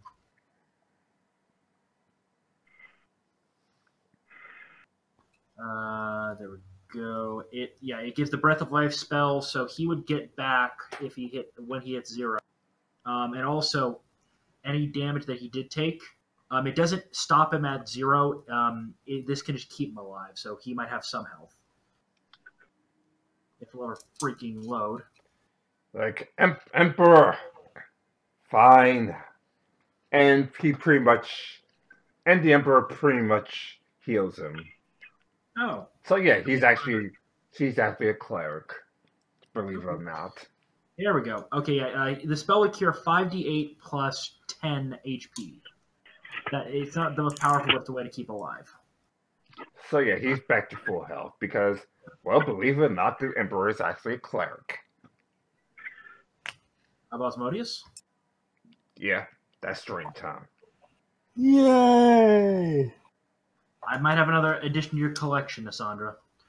Also, unfortunately, that shield ability doesn't work. I can't find that other one that I know Alara would carry regularly. I only know it was called Transpose Ally. I think it was called. It's not Transpose Ally. It's something else. Well, if you can't find it, then Cassandra takes 11 plus damage. Why am I taking 11 damage? Never mind. It's Paladin Sacrifice. That's what it is. What does it do? Why am I taking 11 damage? Because Winchester went after you the second you captured. No. That's Agave. Agave went after you the second you tried to. Alara will take the hit for you. The Paladin. Yay! Go, my meat shields. Okay, so 11 plus 1 second.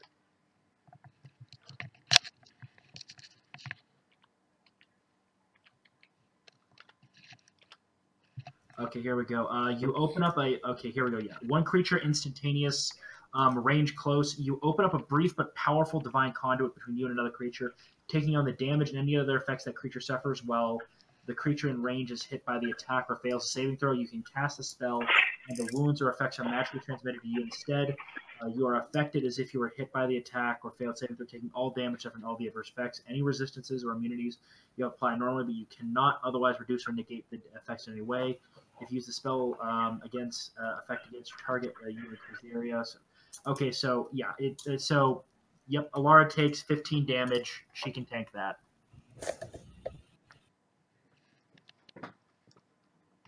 And I guess this would be your cutoff point because the final battle is next week, and that means I have to actually create a stat them out. Yeah. I mean, it's one cleric that's level 7 versus us and a gunslinger.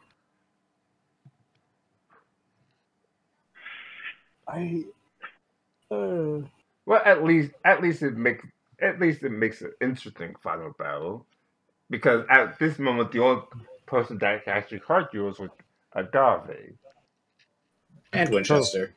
Oh, true. Well, yeah, true. I did upgrade his stats. I just actually make his gun. Yeah. So yeah, I'm gonna keep the mage safe. Paladin's gonna keep the mage safe. All right. So. All right. Winchester's mine. So hopefully everybody have fun. And Vikran's going to kick the shit out of this pansy of a cleric. Mm-hmm. I've had fun. Right. Next week's the final battle. Oh, by the way, just a six and tickles. All you have got, but Winchester's now level 18 as level 19. Okay. Because technically I will make him level 20, but since he has resurrection already, he's level 18 again. 19. He's 19, but he is. He's 19, but had to step as a level 20. No. He's a level 20 character that has one permanent negative level, which means he has minor. And it's also it's not a it's a temporary negative level, which means he's -5 to his HP, -1 to his attacks, and I think -1 on his saving throws. All and right. I think his skills also are weakened as well, but they probably won't come into effect. All right. Upper. Alrighty. All right. Now, excuse me. I'll be back in a few minutes. I probably should take my medicine. Yep, go take your meds. Yay, drugs. Yay. I'm pretty much have to take drugs for the rest of my life. But yeah, at least I still have a life. This is true. Yep.